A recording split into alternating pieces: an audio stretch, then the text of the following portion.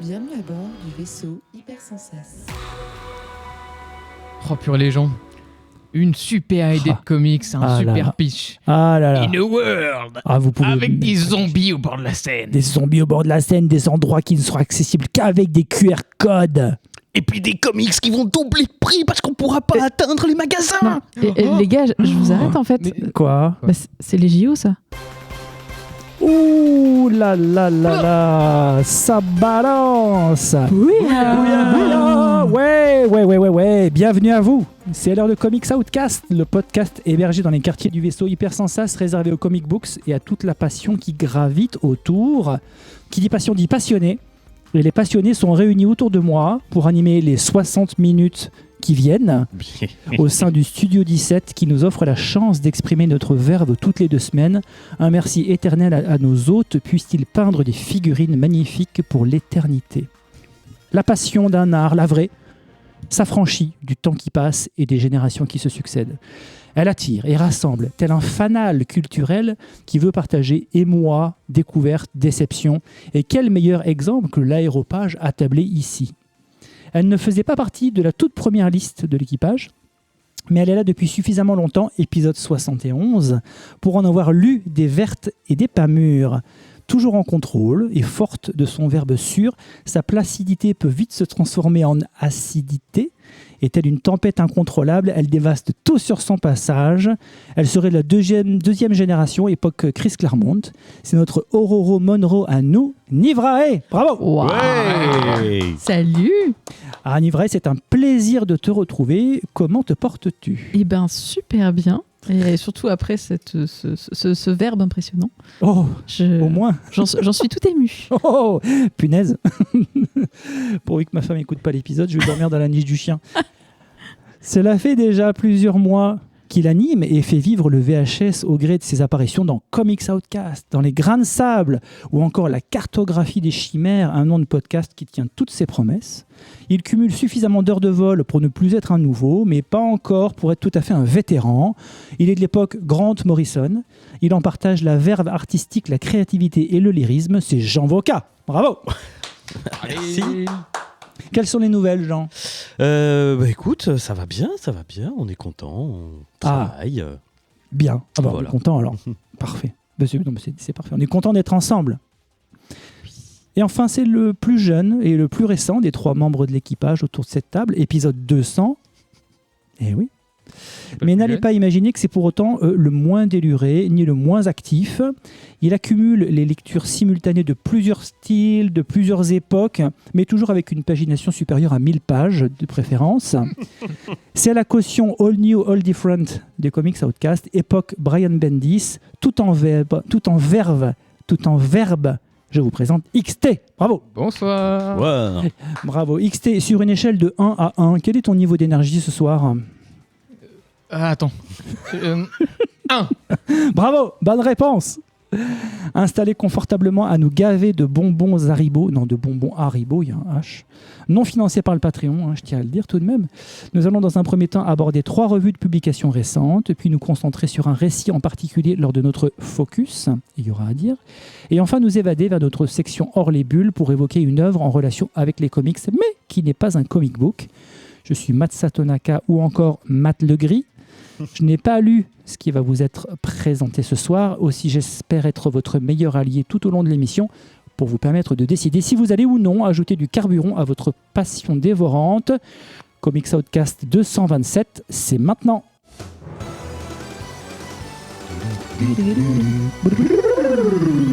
Prenons donc quelques minutes de notre temps, enrichissons-nous des 3 revues de ce soir. Je vous propose que nous commencions avec XT, qui va nous parler de If You Find This. You're already dead.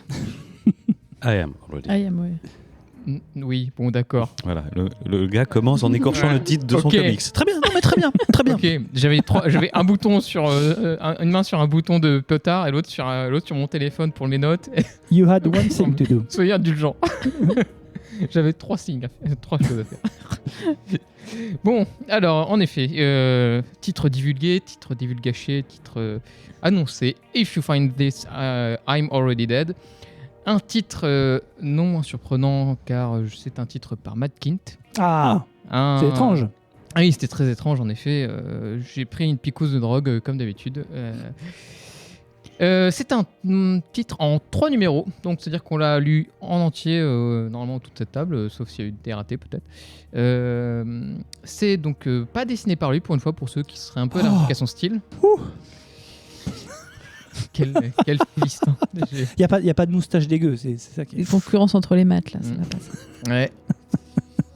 C'est dessiné par Dan McDade. C'était très, très dur à dire, hein, je sais pas. Et voilà. Et la coloration par Bill Crabtree. Donc, de quoi donc ça va nous parler ? Ça commence très vite par... Évidemment, c'est en 3 numéros, donc ça doit commencer vite. Une porte vers un royaume quantique qui fut trouvé il y a 5 ans. Un royaume quantique qui est apparu comme ça, et du coup, qu'est-ce qu'on fait quand on découvre des nouveaux lieux qu'on ne connaît pas ? Nous sommes des humains, nous allons l'explorer.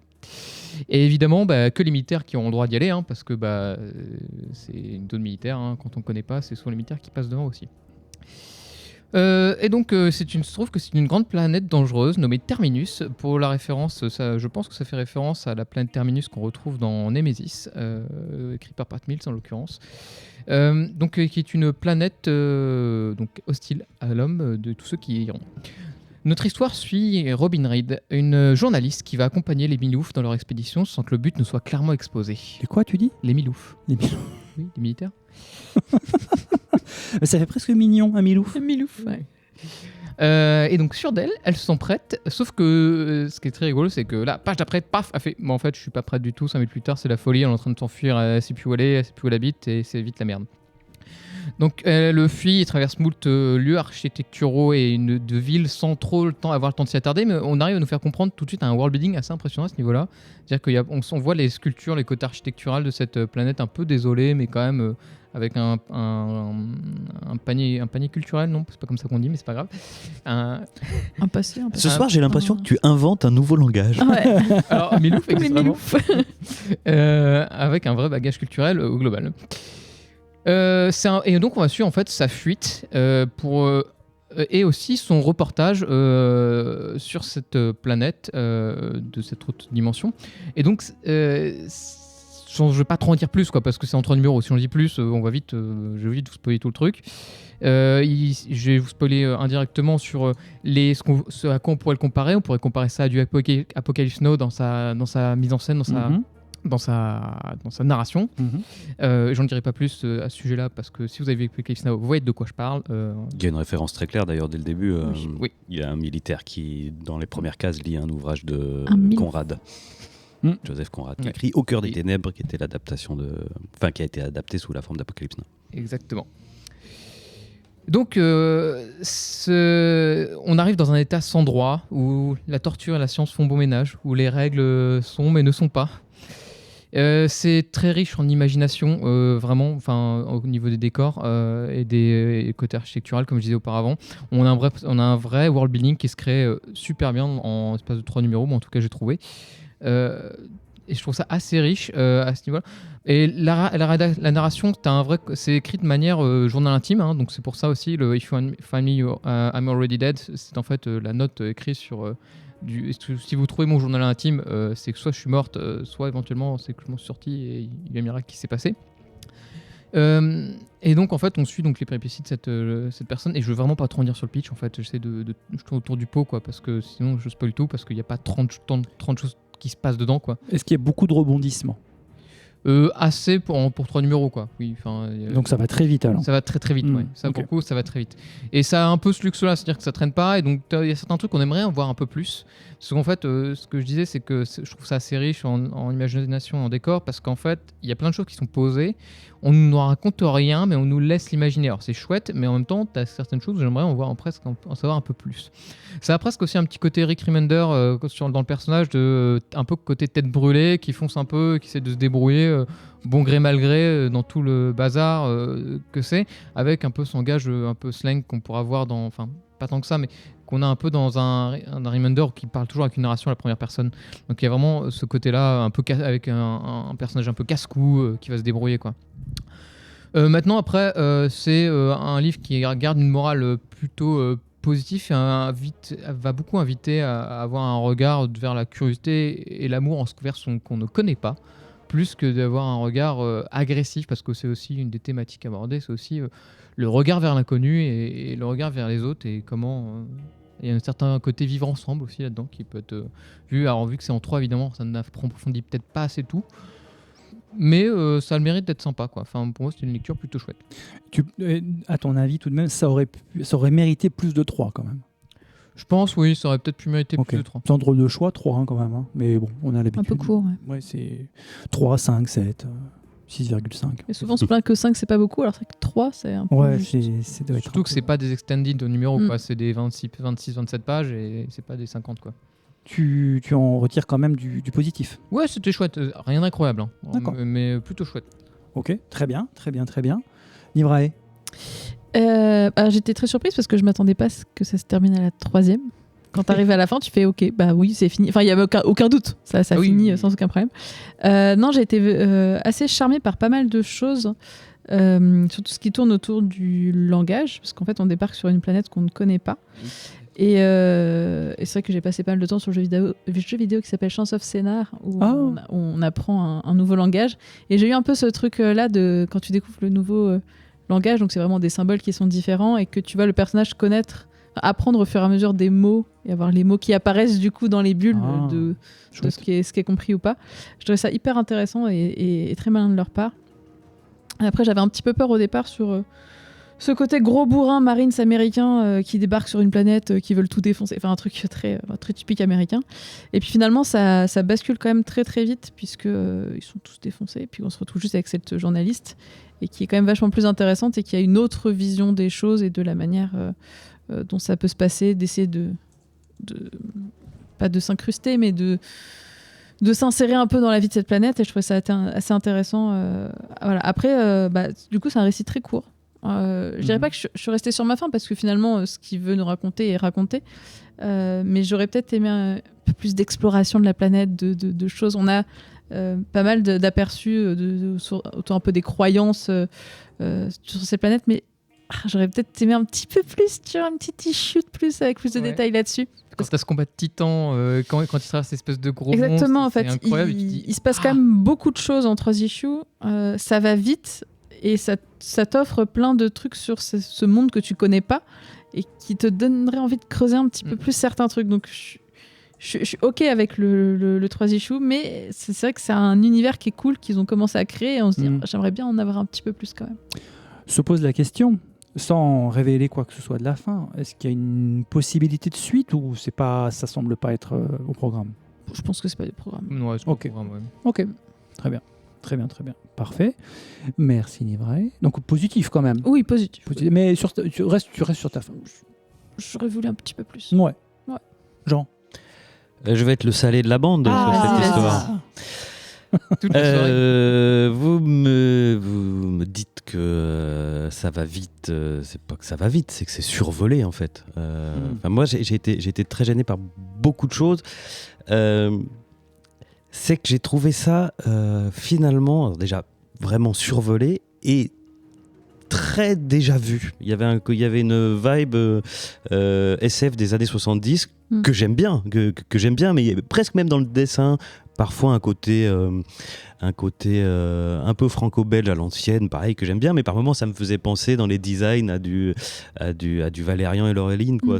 Et du coup, si je l'avais découvert à l'époque ou comme un ouvrage des années 70, j'aurais fait ah cool, tandis que là aujourd'hui, du coup, j'ai trouvé que ça faisait hyper daté, et je trouve que l'univers qu'on nous présente, alors, déjà on nous le présente à peine, mais en fait on n'a pas tellement besoin de nous le présenter plus, parce que je le trouve pas très original, je le trouve pas fou, quoi. Il me rappelle des trucs que j'ai vus un mélange de trucs un peu connus, c'est vrai.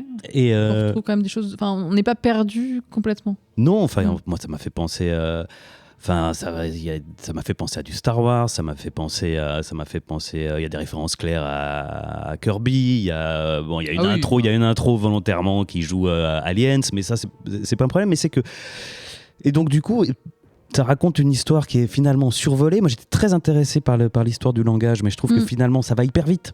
Et j'aurais aimé, je trouvais hyper intéressant quand elle est partie sur le langage. Je me suis dit, tiens, ça va creuser. Et finalement, c'est survolé très vite. Tout est survolé. Il y a un pseudo-twist dans la dernière partie.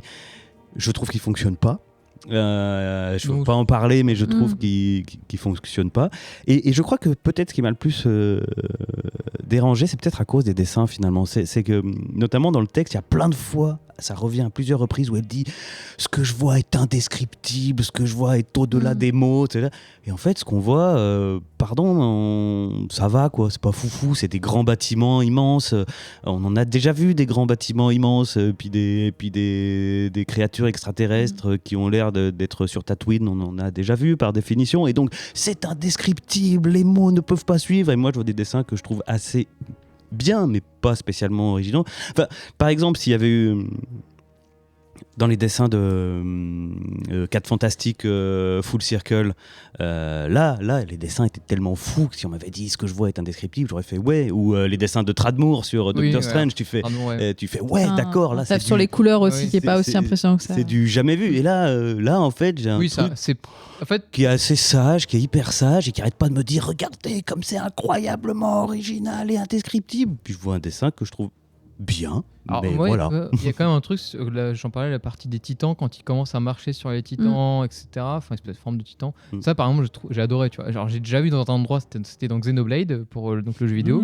Mais je trouve l'idée en comics, je me souviens pas spécialement trop l'avoir vu, en tout cas pas de cette manière. Et il y a un côté Nausicaa aussi dedans. Alors, ouais, il y a plein d'inspirations, je suis d'accord, hein, mais c'est pas ce qui m'a dérangé. Mais c'est peut-être le fait qu'il survole, parce que de nouveau, j'ai déjà dit plein de fois ici que je pense qu'on a déjà tout écrit, donc finalement, et on doit toujours ressasser les mêmes histoires.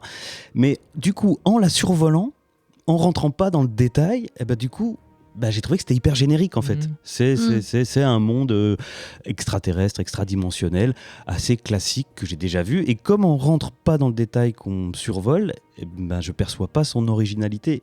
Et comme pour mes goûts en tout cas, il n'y a pas une plus-value suffisante dans le dessin qui me ferait oublier le côté bon, c'est déjà vu, mais ça m'explose la rétine. Je suis plus que rester sur ma faim. Alors bon, d'habitude on pose la question à la fin, est-ce qu'on va continuer ?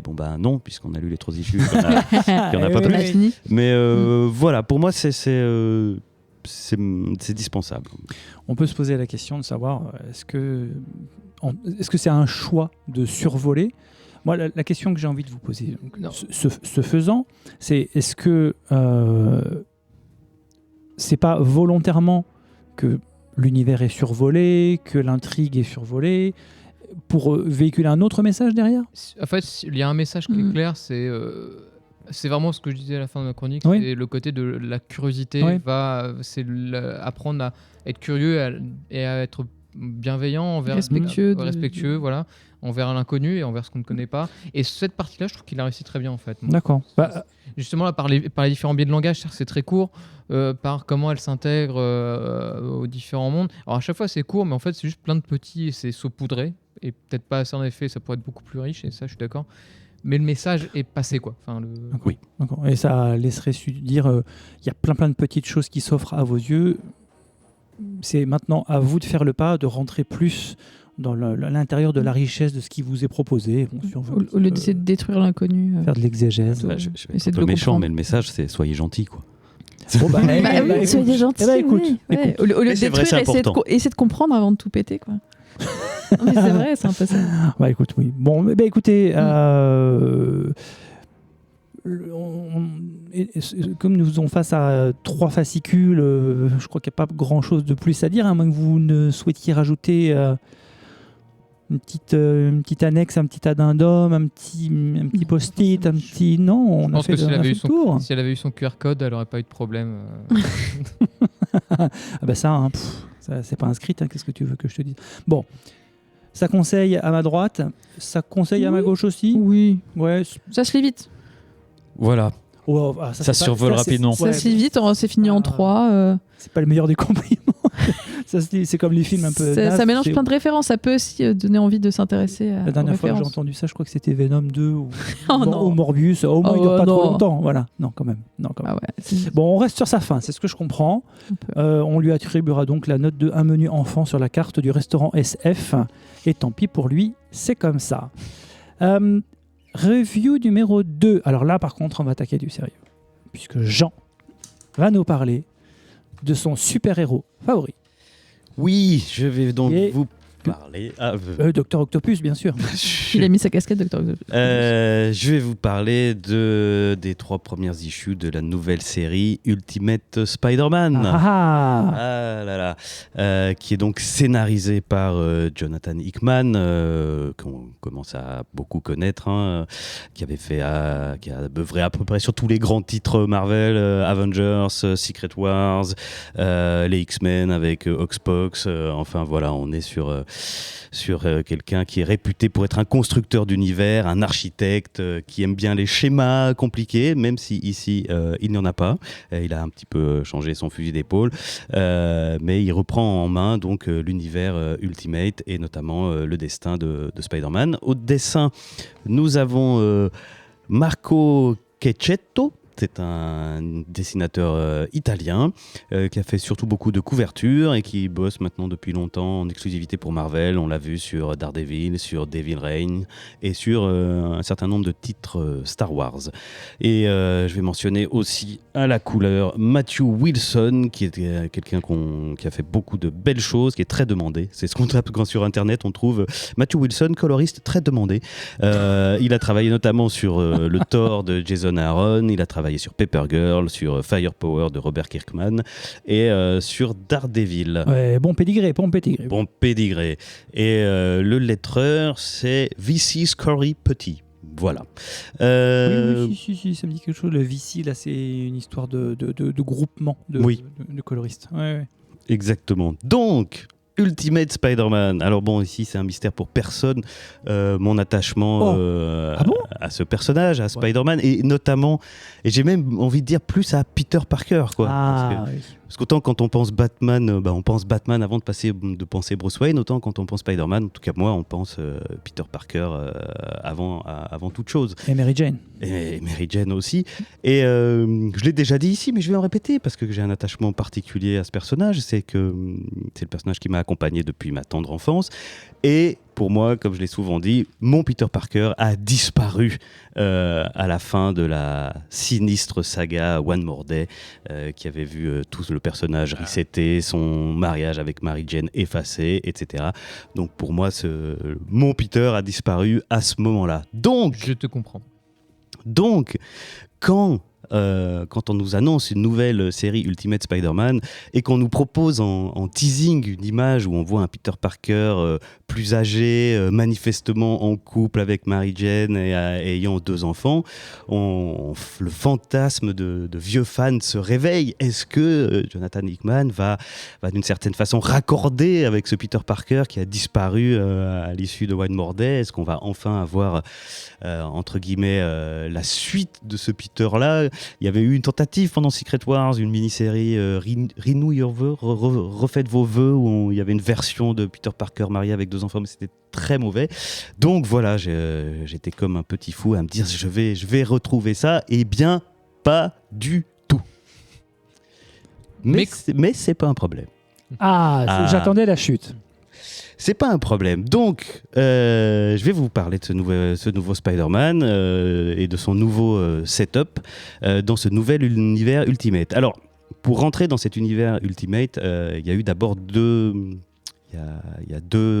mini-séries à lire, Ultimate Invasion et Ultimate Universe, que je n'ai pas lu.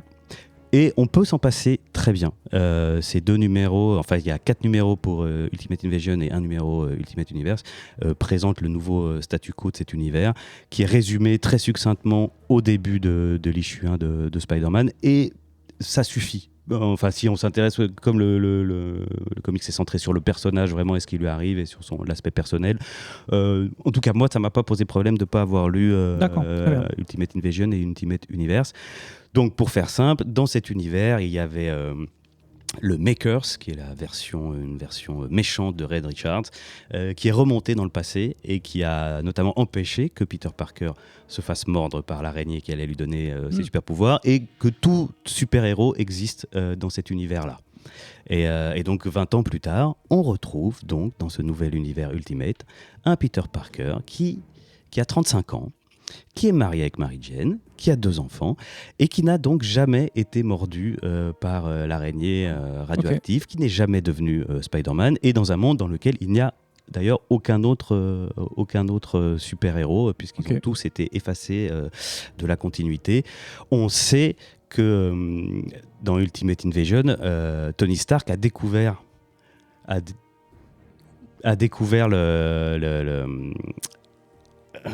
le complot du Makers et qu'il a essayé de le défaire, ce qui a eu pour conséquence une attaque dévastatrice sur New York et des milliers de morts. Et c'est Tony Stark, alors qu'il avait essayé de sauver les gens, qui a été accusé d'avoir créé ce cataclysme. Donc on en est là, avec ce nouveau Peter Parker de 35 ans, marié, 2 enfants, et on en a un tout nouveau setup. Il travaille au Daily Bugle, comme dans l'itération précédente, et à notre grande surprise, on découvre que son oncle Ben, il travaille aussi, conjointement avec J. Jonah Jameson.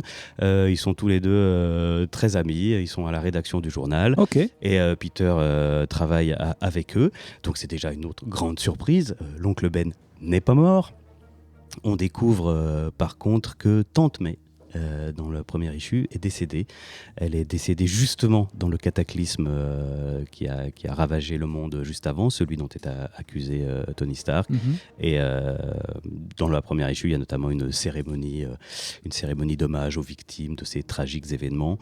Donc voilà, en vieux fan de Spider-Man, on est complètement bousculé, déboussolé par ce qu'on découvre.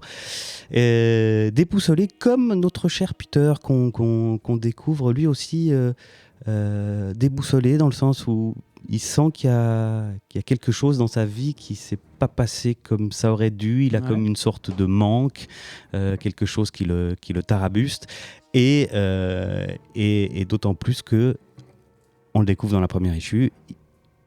On lui a révélé ce qui s'est passé, c'est-à-dire qu'il a reçu du futur un message de Tony Stark qui lui dit ce qui s'est passé, qui lui dit qu'il aurait dû être mordu par une araignée radioactive, qu'il aurait dû devenir un super-héros, mais que tout ça a été annulé, mais qui a besoin aujourd'hui que les super-héros, qu'un nouvel âge de héros se réveille. Et donc il lui a fourni aussi une araignée radioactive et un costume qui est en fait un symbiote Venom.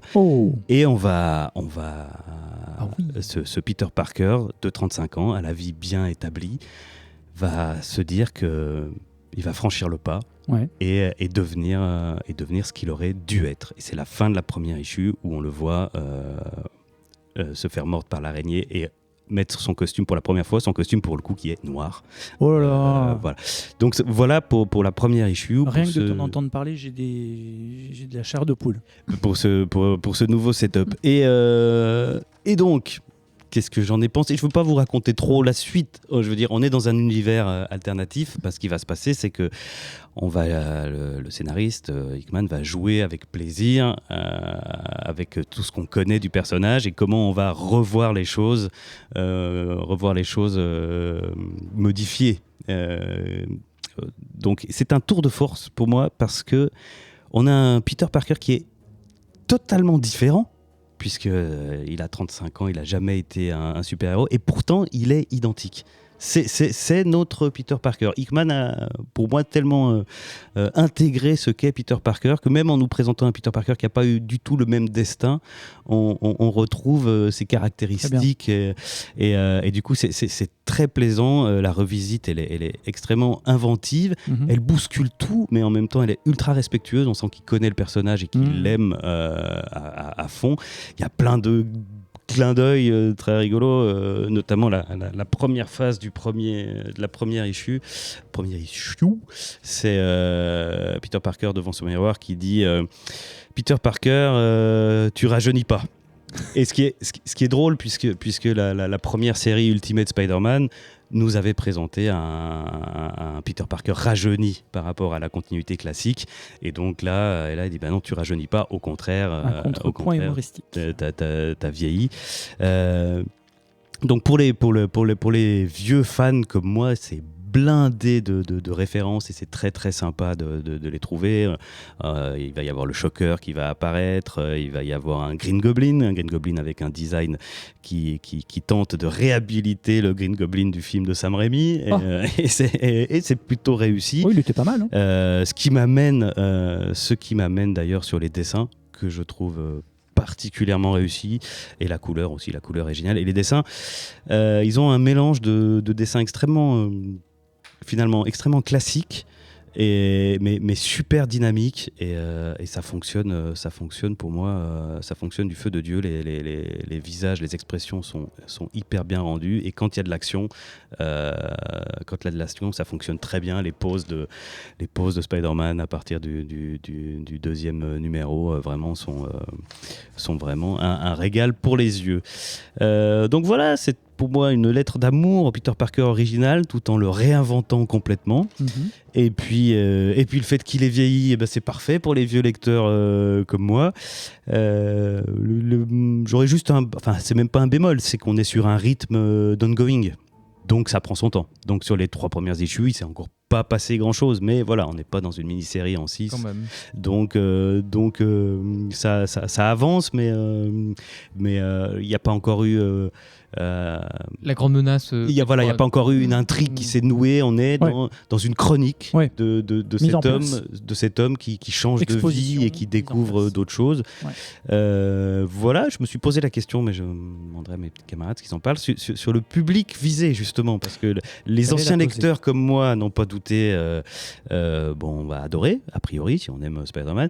Est-ce que c'est OK pour des nouveaux lecteurs qui seraient en plus ados et qui ne connaîtraient pas Spider-Man? Est-ce qu'ils vont se laisser embarquer par cet homme de 35 ans, marié, 2 enfants, ou est-ce que ça va les laisser sur le bord de la route? Voilà, c'est la question que je me pose.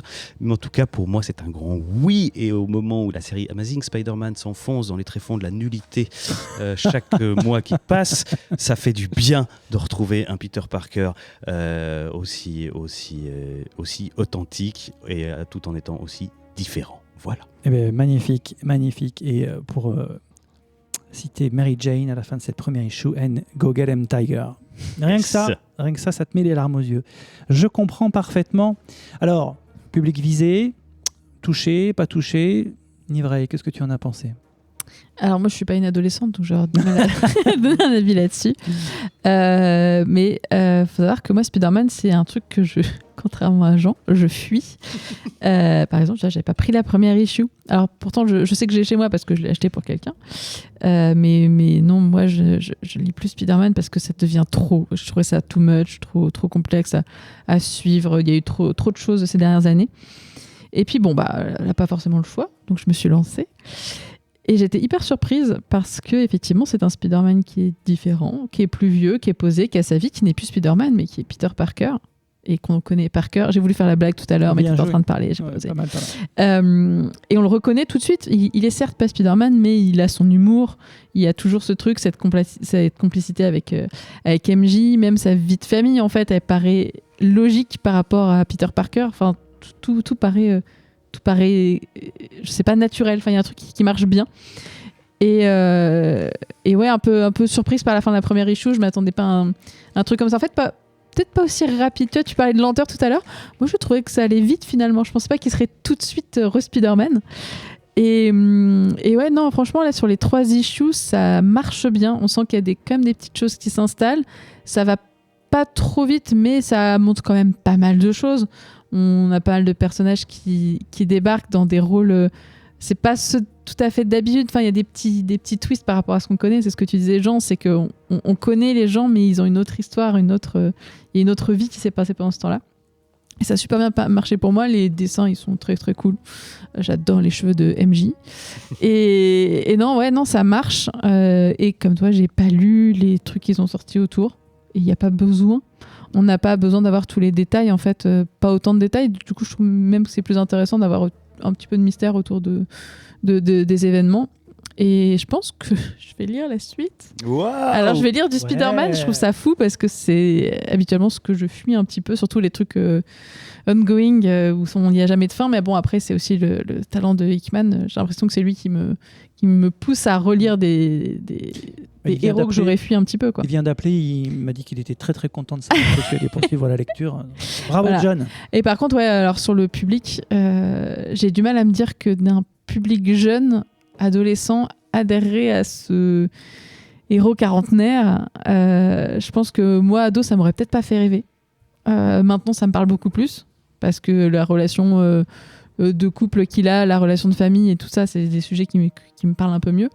Mais ouais, je pense que public jeune, j'ai un doute là-dessus. Mais peut-être, j'y pense maintenant, mais peut-être que c'est une fausse question. C'est-à-dire qu'aujourd'hui, les lecteurs de comics, il y a une grande frange de lecteurs de comics qui sont vieux comme moi. Il y a des très très jeunes et des très très vieux. Ouais. Donc il y a la place. Il y a la place pour tout le monde. Oui, ils ont leur Amazing Spider-Man. Tout pourri. Tout pourri. Voilà. Non, que ce qu'ils méritent. Tant pis pour eux. Donc bon, c'est oui. Tu poursuis la lecture. Oui. C'est très très clair. Alors, l'originaire de Guérande ou des Marais Salants est-il parmi nous ce soir? XT. Alors moi, je suis un adolescent. C'est clairement une série pour grabataire. Je veux dire, faudrait vraiment prendre le déambulateur là pour aimer ça. Magnifique. Alors oui, moi aussi pour le coup, sans suspense, j'ai beaucoup aimé. Mais parce que aussi, je suis pas si jeune que ça. Mais par contre, oui, vous avez un peu tout dit sur ce qu'il y avait à dire là-dessus, donc je sais pas si j'ai vraiment grand-chose à rajouter. Moi, pareil, j'aime beaucoup ce nouveau Peter Parker qui n'est pas si nouveau que ça, qui est vraiment en fait que celui qu'on avait laissé. Enfin, tu dis qu'il est si différent que ça, mais je trouve que c'est un peu celui qu'on avait laissé à l'époque de One Bad Day, quoi. De One More Day. Oui, c'est lui sans être lui, puisqu'il n'est pas devenu Spider-Man, mais en termes de caractère, c'est ça qui est fou, c'est qu'on le reconnaît complètement. Il est toujours drôle. Ouais. Et en fait, c'est l'adulte qu'on avait abandonné à ce moment-là, parce qu'à la fin de One More Day, il faut le dire, c'est qu'il était un adulte en fait aussi. Et c'est vrai que, je crois que tu as dit d'ailleurs. Et c'est vrai que c'est ça qu'on récupère un peu, ce personnage qui est un peu plus intéressant pour un lectorat plus adulte en fait au final, parce qu'en fait il a grandi avec ses lecteurs quand même au final. À partir des 70-80, ils ont commencé à le faire un peu plus grandir. De plus en plus au fur et à mesure, quoi. Oui, c'est-à-dire qu'ils avaient. C'est même pour ça qu'ils l'ont entre guillemets rebooté par One More Day, parce qu'ils se sont dit, oh mon Dieu, les jeunes ne peuvent plus adhérer. Alors ils avaient d'abord fait Ultimate Spider-Man, la première version, pour en refaire un jeune. Puis après ça leur a pas suffi. Ils ont dit non, il faut plus qu'ils soient mariés, plus rien. Et du coup, c'est vrai que là, ça va tout de suite parler au cœur du lectorat qui était à l'époque. Voilà. C'était une phrase mais très très française ce que je viens de faire. C'était magnifique. On a compris. Je reste qu'en effet, comme tu parlais, des bonnes petites surprises sur comment les personnages sont réécrits, sont les mêmes, sont écrits, on retrouve ces relations. En fait, on retrouve le côté soap de Spider-Man très vite. Qu'est-ce qu'on aime dans Spider-Man, en fait, le côté soap, c'est voir comment des gens grandissent ensemble, comment les relations sont passées avec eux, comment ça peut être un peu tumultueux. Et on va reparler de soap tout à l'heure. Ça, j'ai trouvé ça sympa. Et j'ai beaucoup aimé les costumes.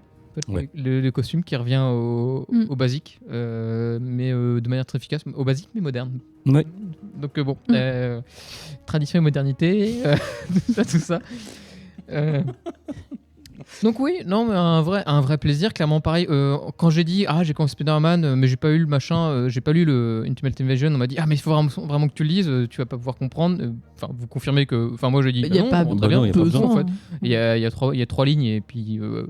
Ça suffit. Ça suffit largement, quoi. En fait, on n'a aucun lien qui nous fait directement avec le monde directement, et le peu qu'on a besoin de savoir est vraiment résumé dans ce qu'on a besoin. On a Tony Stark qui est évoqué à un moment, et puis c'est un peu, je sais pas, le génie qui fait hey, salut, t'es dans mon univers, salut, à plus, on se reverra plus tard. Ça arrive comme ça, donc bon, voilà.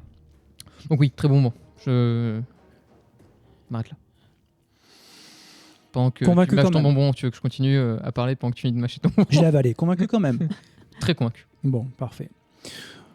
Ça a été assez rapide, je trouve, mais ça témoigne de votre envie de ne pas divulguer Le reste. Divulgaché. On le divulgachera pas. J'aime pas, c'est pas beau divulgacher. Ouais. Ça fait. Ah bah si, c'est beau. J'ai fait gagache. Ouais, j'ai fait gagache, moi. Tu vois, non. Non, divulguer, ça suffit. Ça suffit. Ou Oui, découvrir. c'est vrai. Moi, j'aime beaucoup divulgacher.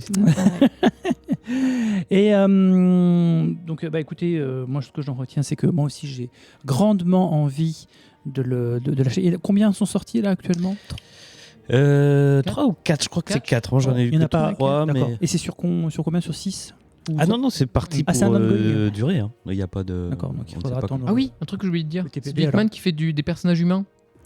Et Hickman, en fait, il en a fait des personnages qui étaient humainement attachants avant, partie début de carrière, mais c'est jamais été l'écrivain qui sait écrire des personnages. C'est jamais l'auteur qui nous a écrit des personnages attachants. Je suis d'accord. Et là, il y arrive très bien. Quand, Ouais. il fait vas-y, j'y vais, et puis paf. Oui, il a laissé tomber les schémas hyper compliqués pour cette série-là et il Ah, y a est pas à fond de- sur l'humain. Il n'y a pas de plan, il n'y a pas de Non, signe il y a cabalistique, pas de- et non. de langage. Non, c'est vrai qu'il Il y a a pas laissé de ça à ça. Matt Kint pour cette fois-ci. Pour tous ceux qui seraient allergiques à Hickman, en fait, vous pouvez y aller, Ouais. vous dire tiens, si Hickman d'habitude j'aime pas, là Mhm. vous pouvez y aller. Vraiment. Ouais, il y a fait. des belles scènes de D'accord. famille bien écrites et tout. Enfin, il met un peu d'émotion quand même dans ses personnages. Ça Mais marche entre ça et Gods, Hickman, ils sont deux, ou il s'est cloné, ou il a 48 heures dans une journée, comment il fait là? Ouais, je sais pas, mais bien. il Ça est se trouve, fort. il a écrit ça il y a longtemps et puis il te ressort ça comme ça, quoi. Ah, c'est possible aussi. Enfin, au moins, lui, il fait plusieurs choses en même temps. Et c'est bien, pas comme d'autres. Je ne citerai pas. Un certain monsieur M. Millard ou monsieur Marc M. Bref. Ok. Qui a pris une balle perdue comme Oui. ça. Oui, bah, il l'a Bah, bien cherché. Hein. Il mérite. Ah. Il l'a bien cherché. Eh bien, écoute, nous lui attribuerons donc la note de 8 pattes d'araignée sur 8. Oui. Ah, on est bien d'accord. Et nous sommes tous et toutes conquis. Avant de poursuivre, est-ce que quelqu'un a besoin de faire une pause? Peut-être d'aller au cabinet? Je ne sais pas. Sûr. Ni vrai, je viens donc de divulgacher le nom de l'œuvre dont tu vas nous parler, puisque tu vas nous parler de Cabinet. The Cabinet. The Cabinet. Du coup, comics mini-série en 6 issues. Donc, pour l'instant, il y en a 4 de sortie, puisque la 4e est sortie où on enregistre. Mais je pense que mes copains se sont juste arrêtés à la 3e, puisque c'était disponible aujourd'hui. Il y a très peu de chances que vous l'ayez lu. À l'écriture, on a Jordan Hart et David Ebeltoft. Alors, Jordan Hart a écrit, entre autres, Ripple Effect, qui est un très très beau comics. Et David Ebeltoft est scénariste, en particulier sur des films d'horreur. Il y avait Oh. Here Alone, qui est sorti en 2016. Ou non, je sais plus si c'est une série ou un film avec Kit Harington, Blood for Dust, un espèce de western futuriste, moderne. Ça dit quelque chose. Ça. Ouais, qui est sorti l'année dernière. Ouais. À côté dessin et couleur en particulier, c'est Chiara Raimondi, une artiste qu'on a vue chez Ankama pour Mémoire d'Alexandrie il y a quelques années. Voilà, donc ça a commencé le 14 février 2024 et donc c'est toujours en cours puisque il nous reste une issue à sortir. Petite particularité, chaque issue sort avec une variante cover de Marguerite Sauvage. Oh. Elles sont toutes très très belles ces variantes cover et c'est d'ailleurs ça que j'ai pris pour ma première issue puisque j'achète toujours des numéros 1 Elle est belle. que des numéros 1 dans mon équipe. Donc la série The Cabinet, ça fait partie aussi du nouvel imprint de Image Comics qui s'appelle CZY, SYZYGY. Ok. Ouais, et c'est hyper pratique hein, à dire. Dont font partie la série Rain, Oui. qui est sortie l'année dernière, Itomi aussi. Il me semble qu'on en a parlé ici. Voilà, un petit peu pour l'histoire autour du comics. Alors, de quoi ça parle, The Cabinet? Alors, on parle pas du tout de toilettes. Vraiment pas, je vous promets. Ni de dentiste. Ni de dentiste, ni y a un de placard. cabinet de curiosité, pas vraiment. Donc, l'intrigue, elle suit Avani, une adolescente américano-indienne, et Trent, un athlète du Midwest. Tous les deux se téléportent dans un paysage plutôt après guerre froide et ils collectent des espèces de reliques très étranges. Leur objectif, c'est d'invoquer les pouvoirs d'un cabinet magique du XVIIe siècle. Donc en fait, c'est une sorte d'armoire. C'est Narnia, quoi. Ouais, il y a beaucoup de portes et de tiroirs. Et donc pourquoi est-ce qu'ils veulent invoquer les pouvoirs de ce cabinet? C'est qu'en fait, Avani, quand elle était petite, elle a fait une petite erreur. Elle a libéré un démon et il a massacré ses parents. Ah. Voilà, petite erreur d'enfance. C'est ballot. Et La d'ailleurs, boulette. la boulette. Le C'est pas comics arrivé. démarre justement par cette petite boulette. Donc on voit Avani petite qui se faufile hors de chez elle pour aller dans une sorte de ce qui pourrait être un abri anti-atomique, mais en l'occurrence, on est dans le jardin et c'est là où la famille conserve Kaby, le cabinet, qui est un cabinet Schrank antique. C'était la petite pause allemande. Donc Kaby, ce petit cabinet magique, en fait, elle, ce qu'elle pense en tant qu'enfant, c'est que il est capable de sauver le monde, que faire le monde soit meilleur et tout ça. Et en le déclenchant, elle va exposer sa famille à ce qu'on appelle la Blackguard. C'est une sorte de grands méchants qui les recherchent. Qui ont une petite particularité, c'est il y en a un qui a une basket et quand il pompe, tu vois, il pompe sur le... Comme les Reebok là, dans les années 90. Il a des Reebok où tu peux pomper, je trouve ça tellement stylé. Le comics, à savoir, est blindé de références aux années 90. Donc voilà, il y a des grands méchants qui arrivent, ses parents meurent et on se retrouve donc des années plus tard où elle est adolescente et elle cherche donc à remettre toutes ses reliques dans les petits tiroirs du cabinet puisque quand elle a fait l'erreur étant enfant, elle a tout redistribué à travers le monde. Voilà, petit cabinet qui peut se permettre de se téléporter toutes les, je sais plus, c'est 3-4 heures, quelque chose comme ça, un rythme. Voilà, tu peux pas te téléporter à chaque fois. Et donc elle va chercher tous ces bibelots magiques. Alors c'est vraiment des trucs random. Ça peut être une pièce, une cuillère, un pendentif. Voilà, c'est des bons bazars Des toilettes. pour remplir. Ça peut être de tout. Voilà. Et donc, on se retrouve vraiment à suivre ces deux jeunes ados qui vont devoir réparer les erreurs de cette gamine. C'est un peu le résumé de la première issue. Sur la deuxième, donc, on est sur une de leurs téléportations. Ils cherchent une cuillère à sucre au Svalbard. Donc, ce sont les îles et villes les plus au nord du monde habitables. Et ils sont poursuivis par des méchants, dont une méchante qui kiffe le bubblegum et qui fait des grosses bulles. Et voilà, alors ça paraît très bizarre quand on raconte cette histoire, mais c'est un peu loufoque, c'est un peu psychédélique et c'est très très bien mis en image et en couleur par l'artiste qui fait ça, qui est capable de t'enfiler des pages complètes de mélange de pastels, de couleurs flashy, de trucs délirants magiques qui pop un peu dans tous les sens. Ça crée un espèce de bad trip visuel assez impressionnant. Et c'est, je pense, ça qui m'a en premier un peu dragué sur ce comics. C'était vraiment le côté visuel. Ça fait vraiment penser à un mélange des pastels de Si. Alors, je sais pas si vous voyez l'autrice et illustratrice française C.Y. qui avait fait Radium Girls, Anna et l'Entremonde, par exemple, qui fait donc pas mal de dessins au pastel. Et puis un espèce de gerbe de couleurs fluo de je ne sais pas quel artiste ça serait, mais vraiment un truc... C'est même néon là, comment ça ouais, néon, oui, vraiment néon. Il y a pas mal de cases avec le noir qui ressort beaucoup avec les néons à côté. Ici, Reagan, c'est en néon, là, comment ça s'appelle, Jen Bartel. Oui, Jen Bartel. Ah oui. Ouais, mais pas avec le dessin de Jen Bartel, mais vraiment par contre ces couleurs.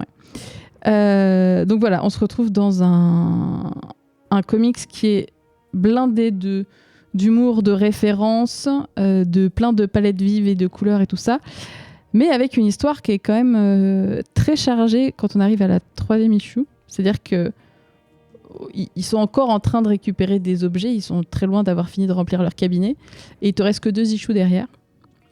C'est là où moi je bloque un petit peu, c'est sur ces mini-séries où je me dis, les gars, comment tu vas finir ton histoire? Donc, aujourd'hui, on ne sait pas exactement comment ils vont finir, mais c'est un petit peu le truc où j'ai un doute qu'on finisse vraiment l'histoire. Tu nous l'as dit, c'est en 5. Hein, c'est en 5. C'est en 5, il y a beaucoup de tiroirs dans ce cabinet. Je crois que c'était en 6. Non, c'est en 5. Et du coup, ça finit bientôt. Ça finit bientôt, mais j'ai un peu une peur que l'histoire se finisse pas vraiment ou qu'il y ait autre chose, un twist qui fait qu'en fait, l'histoire qu'on te raconte, on s'en fout un peu et c'est autre chose qu'on va c'est par autre chose qu'on va te finir l'histoire. Donc c'est un peu le truc pour lequel je suis un peu hésitante pour l'instant. Après, j'ai beaucoup aimé toute la partie nostalgie des années 90. Il y a une partie aussi... Il y a pas mal d'échanges autour de la musique, parce que je suppose qu'un des auteurs est très fan de musique. Oui. Et où ils échangent beaucoup sur des groupes de musique de années 80. Ils portent même d'ailleurs le t-shirt d'un groupe de musique fictionnel qu'ils ont inventé. Ils l'ont tellement inventé qu'ils ont créé une musique qui est disponible sur Spotify. Pas mal. Voilà, c'est Suplex. Voilà. Donc il y a pas mal de choses, pas mal de références. Tu sens que c'est des gens qui ont fait ça avec passion, qui kiffent leur truc. Mais moi j'ai un petit peu peur pour l'histoire. Voilà. C'est là où je reste un peu... tu es un peu dubitatif. Un peu dubitatif sur comment ils veulent finir leur truc. Il reste encore 2 issues pour Oui. terminer correctement les histoires. Et nous savons toutes et tous à quel point il est difficile de terminer une histoire. XT. Comme l'histoire d'amour qui finissent mal, comme dirait. Et en général. Alors, j'ai été agréablement surpris sur à quel point on peut sentir le plaisir des gens qui ont écrit ça. On sent que les gens se sont éclatés à l'écrire. Ouais. Par contre, j'ai pas pris le même plaisir qu'à le lire. Hmm. Mais c'est pas négatif, hein, c'est pas forcément si négatif que ça. C'est juste que voir des gens qui te donnent à fond autant de plaisir là-dedans, c'est quand même super chouette, quoi. Tu t'enjailles avec eux. C'est comme t'as des groupes de potes, ils se marrent, tu sais pas trop pourquoi ils se marrent, mais tu te marres avec eux parce que le rire ça prend, quoi. Il y a un petit côté comme ça, je trouve, à la lecture. Ça a son côté aussi très alors je sais pas si c'est vraiment le mot, mais c'est un peu un côté young adulte, quoi, quand même. Oui. Dans le langage surtout dans le langage de comment ça parle, ça a un côté très parlé jeune, quoi. Enfin putain, j'ai l'impression d'être vieux alors que je suis plus jeune à la table, mais bon. Et du coup, par contre, ce que j'ai noté, c'est un peu comme toi, c'est que j'arrive pas trop à savoir où ça va, et j'étais même pas sûr d'avoir exactement compris le pitch quand je l'ai lu, et quand je l'ai lu la première fois, tu vois, attends. Ils vont là, ils font des trucs par là, ils font des trucs par-ci, mais je comprends. En fait, on t'explique pas vraiment. Enfin, il y a pas un truc qui te dit. Alors voilà, le cabinet sert à ça, machin, tout ça. La première issue, t'es un peu dans le. T'es dans le vague, ouais. Dans le vague, flou, quoi. ouais. Ouais. Il y a il y a quelques petites pages un peu explicatives à la fin, écrites avec une écriture d'enfant, avec des fautes et des trucs un peu. C'est fatigant à lire. C'est un peu compliqué à lire quand je pense que t'es pas natif anglais, mais qui explique un peu plus comment ça fonctionne exactement ce cabinet. Mhm. Et bon, je reconnais un truc, hein. Il y a plein de trucs, même en français ou anglais, quand c'est écrit tout petit avec des trucs, en fait, j'ai tellement la flemme de me péter les yeux, je les lis même pas, même si c'est important l'histoire, tendance, mais non, mais ça me saoule. Arrêtez de me péter les yeux, quand même. Je comprends pourquoi vous avez fait ça, mais rendez ça lisible. Genre Arkham Asylum, c'est un des trucs que je déteste. Message Parce que je à trouve ça Image lisible. Comics, arrêtez de nous péter les yeux. Mais non, et du coup, en fait, ce qui m'embêtait un peu, c'est que je comprends pas trop les enjeux. Du coup, je m'enjaille avec Ah eux. mince. Tu sais, mais je m'enjaille vraiment, genre c'est cool, mais je sais pas pourquoi je m'enjaille. Et du coup, mais je passe un super moment, je trouve ça super beau, ça pète partout et super cool. Genre, moi aussi, je pense que si je l'avais vu, c'est un truc très bien que j'aurais pu review si je l'avais vu, tu vois. Mais oui, il manque que ce petit supplément d'âme, pareil, où du coup, je sais pas comment ça terminer. En 5, je vois pas comment, en fait, tu vois, si on me disait c'est l'introduction, il va en avoir 12. Ouais. Je dis, ah oui, ok, dans ce cas-là, vas-y. C'est ça. Je comprends que je comprends que je comprends rien, enfin que je comprends rien, que Ah. Je le comprendrai après, quoi. voilà, que c'est un peu le bordel encore, tu vois. Mais là, tu me dis en 5, je fais waouh, ça va être un peu court pour que son jeu soit extrêmement clair. Donc voilà. Ou alors c'est une pierre posée, puisque donc il y a ce nouveau WYSIWYG là, je sais pas comment tu l'as appelé. Six Sigma. Et peut-être que c'est une pierre qui est posée dans un univers qui fera relation dans une autre parution, peut-être, on ne sait pas. Je suis pas sûre. Qui vivra vers. Pas sûre, ouais. Bon, donc ok, donc mitigé, enfin séduit mais pas convaincu. Oui, c'est ça, c'est très bien dit. Séduit, mais pas convaincu. Très bien. Jean. Séduit, mais pas convaincu. Ah, ok. Ouais, je vais un peu répéter, donc je vais aller vite. Effectivement, les dessins sont super cool. Je suis pas forcément fan du trait, mais en tout cas, ça fonctionne très très bien. Mhm. Les couleurs sont absolument géniales. Mhm. Effectivement, ça t'agresse les yeux, mais en mode Cool. un peu comme les bonbons Haribo qui piquent. Tu vois, ça pique les yeux, ça pique la langue, les bonbons Mais Haribo, mais on est content. Eh oui. C'est pareil, il y a un Eh côté, oui. ça pique les yeux, mais on est content, c'est hyper dynamique. Et donc c'est sympa, c'est rythmé, c'est fun. Mais après, j'ai les mêmes bémols un peu que XT, c'est-à-dire que j'ai trouvé ça pas toujours très compréhensible. J'ai eu du mal, je comprenais pas du tout. Donc le fonctionnement du cabinet, j'ai mis vraiment du temps à comprendre et du coup presque trop. Et puis alors, je le savais pas avant que Nivray nous le dise que c'était en 5. Et là, j'ai lu les 3 premiers, je fais c'est en 5. Dans le numéro, c'est fini, alors que je suis l'impression d'être encore que dans l'intro. Donc, gros point d'interrogation. Mais paradoxalement, j'aurais pas forcément continué si c'était plus long. Et comme c'est en 5, du coup, je suis curieux de connaître la suite. Je pense que je jetterai un œil à la fin. Mais avec effectivement une inquiétude, parce que on a l'impression qu'il y a encore beaucoup de choses à dire. Bah et oui. que c'est déjà près de la fin. Pour moi, par rapport à leur quête autour du cabinet, en tout cas, ça peut pas se finir en 5, c'est pas possible. Même s'ils se téléportent et qu'ils vont très loin, il n'y a pas assez de pages en fait pour récupérer tous ceux qu'ils ont besoin de récupérer. Mais ouais, après, je comprends le côté perdu parce que on a quand même des personnages qui ont un peu leur propre vocabulaire qu'on ne t'explique pas. Les reliques, par exemple, qu'ils doivent mettre dans les tiroirs, Avani appelle ça des doodads. C'est pas un mot qui existe. En fait, il y a plein de mots comme ça dans son vocabulaire qui n'existent pas, mais qui sont des mots qui sont restés, je pense, de quand ses parents lui ont expliqué quand elle était petite. Elle a retenu des trucs. Et du coup, il y a plein de trucs qui n'ont pas forcément de sens. Où tu es là, tu dis, attends, tu tentes un petit Google Trad, tu fais, ok, ça n'existe pas. Donc c'est juste sa version du truc. On va dire, ok, ça c'est des reliques et elle appelle ça comme ça. Et il y a pas mal de choses comme ça qui sont un peu complexes et qu'on ne t'explique pas. Alors après, tu as des choses qui arrivent un petit peu au fur et à mesure, mais c'est vrai que c'est pas genre ta première issue, tu es un peu paumé quand même. Est-ce que là aussi, c'est pas une volonté de l'artiste de nous placer à la place de ces enfants qui découvrent quelque chose qu'ils ne comprennent pas, face à l'inconnu, face à un imaginaire. Sauf qu'eux, ils ont l'air de comprendre. Ouais, en fait. elle a l'air de comprendre. C'est nous, lecteurs, qui sommes... Parce qu'on te parle un peu de plusieurs types de méchants, des custodians, de la blackguard et tout ça, mais c'est vrai qu'on te dit pas quel est leur rôle dans l'histoire, en fait. Est-ce qu'ils veulent récupérer le cabinet? Est-ce qu'ils veulent les tuer? Qu'est-ce qu'ils veulent faire de ce cabinet? Enfin, il y a des petites infos où on a du mal. Voilà. Elle, on connaît un peu sa quête. Elle veut plus ou moins corriger son erreur en remettant le démon qu'elle a sorti un peu... Avec l'espoir de ressusciter ses parents, ou on ne sait pas, ou d'avoir le trophée platine, d'avoir tout récupéré. Pour moi, il y a une histoire d'avoir le trophée platine, de remplir le truc et de finir ce qu'elle a foiré quand elle était gamine, quoi. Voilà. Mais en 5 issues, ça va être compliqué. D'accord. Donc je sens que vous avez envie d'aimer cette parution, mais qu'elle ne vous rend pas, ce que vous lui avez donné. On voulait une belle bibliothèque en chaîne. On se retrouve avec un Billy revêtement couleur chaîne, ou pas, puisqu'il nous reste encore 2 issues. On attend la livraison des portes pour s'assurer que tout va bien, mais je suis pas sûre. Et on mettra des stickers dessus pour la rendre encore plus jolie. C'est ainsi que se terminent les 3 revues des parutions que nous avons vues ce soir. Pour mémoire, nous avons vu, je te laisse une deuxième chance, c'était If You Find This. Non. Oh là là, il est magique. Allez, c'est les Jeux Olympiques, tu as droit à un 3e essai. If You Find This. I'm already dead. I am already dead.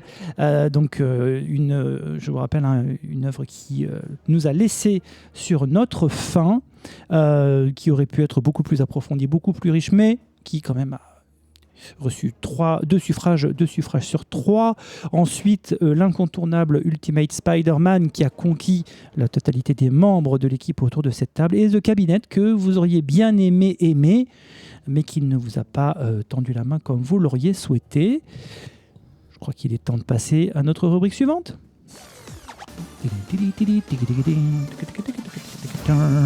Faites fi des tendances et des modes, et n'hésitez pas à entrer ou rester en contact avec les émissions du VHS ou ses membres d'équipage. Mais comment procéder, me demanderez-vous? Question légitime s'il en est. Sur les réseaux sociaux, par exemple, tels que X, the microblogging platform formerly known as Twitter, sur le compte Comics Outcast, sur Facebook, dans le Bouya Comics Club, qui est savamment orchestré par Jean, à côté de moi, qui pique des bonbons Haribo, sur Instagram, sur le compte Comics Outcast. On compte sur toi, Nivrae, pour reprendre le flambeau, très bien tenu par ailleurs par Regan actuellement. À quand le canal Actu sur WhatsApp? Je pose la question. Ou le compte sur AirChat. Il lance des trucs comme ça, là, il te fait des challenges. L'avenir nous le dira. Mais je serai un piètre hôte, Maximoff, si je ne mentionnais pas le serveur Discord du vaisseau Hypersensas, un mélange un peu foufou de férus de comics de tous âges, de toutes origines, toujours prompt et prompt à proposer des bons mots. J'en veux pour preuve ces citations prises au hasard dans le Discord, anonymisées par Charité Républicaine. Je viens de découvrir que j'avais fait une pré-copulp sans livraison au lieu de retrait. Bon ben... Deuxième citation. On voit pas venir le plot twist que c'est Sorrentido l'imposteur. Une bonne petite quote salée. Ou encore cet échange désormais mythique. Mais Xavier était en chien sur Jean Grey, lol. Mais ils sont tous en chien sur Jean Grey quand elle arrive. Mais au moins les autres, ils ont l'excuse d'être des ados. Et bim! Ah oui, c'est vrai. Je confirme que tout ça a été écrit par des gens d'endroits divers et variés. Donc viens parmi nous. C'est l'heure donc le moment de se pencher sur le focus, sur une œuvre complète. Et alors celle-là, on peut dire qu'elle est sacrément complète. Je l'ai devant moi et à vue d'œil, pour reprendre une expression d'une personne autour de cette table, à vue d'œil, elle est assez costaud quand même. Hein. Et encore, c'est. Et là, il n'y a qu'un tome. Hein. Il y a qu'un en a tome. 4 comme ça. Je pense que Et le 2 est elle beaucoup fait- plus gros. Elle fait 5 nez. Elle fait 5 nez, À vue de celle-là. nez, elle en Ouais. fait 5. Ouais, quand même. Ouais, effectivement. Alors, qui s'y colle? Ça va être moi. Et... En fait, c'est moi qui propose ce focus parce que c'est une histoire d'amour pour moi. Ça, c'est un doudou pour moi. Une œuvre que j'aime beaucoup. On va vous parler donc de Strangers in Paradise. Ah oui, le Final Fantasy qui est sorti il y a 2 ans. Exactement, ouais. Un super jeu, il paraît, hein, d'ailleurs. Donc, on parle bien d'une série de comics en 107 numéros en tout. Ce qui correspond, alors... 107. Oui, ce qui correspond à 3 volumes chez Delcourt et un 4e qui ne comprend pas la fin de la série, ou en tout cas qui comprend d'autres bonus à la série. Ou On y reviendra. spin-off, on y reviendra. C'est une série qui a été débutée, c'est très important de le noter, en 1993 et qui a été terminée en 2007. C'est écrit par Terry Moore. Terry Moore, il a écrit pour pas mal d'autres séries, relativement connues aussi, et uniquement du côté indé, telles que Echoes, Rachel Rising ou Motor Girl. Mais son œuvre la plus connue, la plus plébiscitée, ça reste Stranger in Paradise, dont on parlait aujourd'hui. À savoir que Terry Moore, c'est aussi une personne qui dessine et scénarise. Donc ce n'est pas du manga, parce qu'en effet, toutes ses œuvres sont en noir et blanc. Il n'a quasiment jamais travaillé chez les Big Two. Il n'a fait que quelques numéros. Le seul run qu'on peut lui attribuer, ça serait 9 numéros pour les Runaways, qui avait été démarré par Brian K. Vaughan. Et du coup, en fait, dans toute cette histoire, c'est que le garçon, il est plus tout jeune, il s'auto-édite, il a son propre label chez Abstract Studio, et donc en fait, depuis quasiment tout le temps, il s'auto-édite, depuis 93. Et sa série a gagné, au passage, un Eisner Award de la meilleure série. À savoir aussi, pour la petite anecdote, que Jim Lee a dessiné la moitié d'un des numéros de la série dans le début. Donc de quoi ça nous parle, Strangers in Paradise? Il y a du bonnet D alors s'il y a Jim Lee. Oh bah si. Du coup, qu'est-ce que c'est? Alors, on résume le nom de la série par SIP pour SIP, Strangers in Paradise, mais c'est aussi un SOAP, SOAP. Oh, bien joué. Oh, bravo. Ah ouais. Titre. Alors On là, applaudit. titre Ah de oui. l'épisode. Sip soap. Un SIP Sip soap. le SIP est un Un SOAP. SIP SOAP, voilà. Si pétasse. Donc, qu'est-ce que c'est un soap? Ce sont des histoires d'amour, des histoires de triangles amoureux, on se met ensemble, on s'aime plus. C'est ce qu'on appellerait aujourd'hui aussi des tranches de vie, enfin le thème tranche de vie qu'on trouve comme thématique de thème aujourd'hui, qui sont des catégories.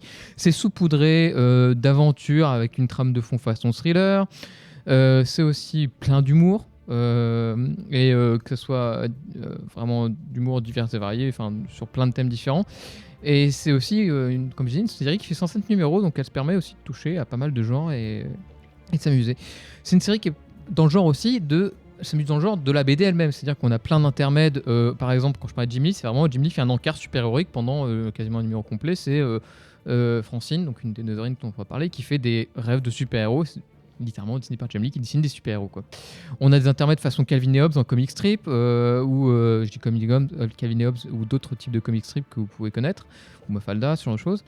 On a des parodies explicites dedans, et on a même des phases de romans, qui sont littéralement, le bouquin, c'est 4 pages du texte façon roman, et on a aussi une forme de...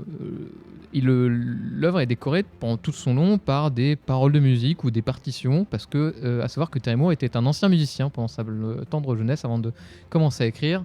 Il était surtout musicien, peut-être pas itinérant, mais en tout cas, c'était son métier. Donc, de quoi que ça nous parle?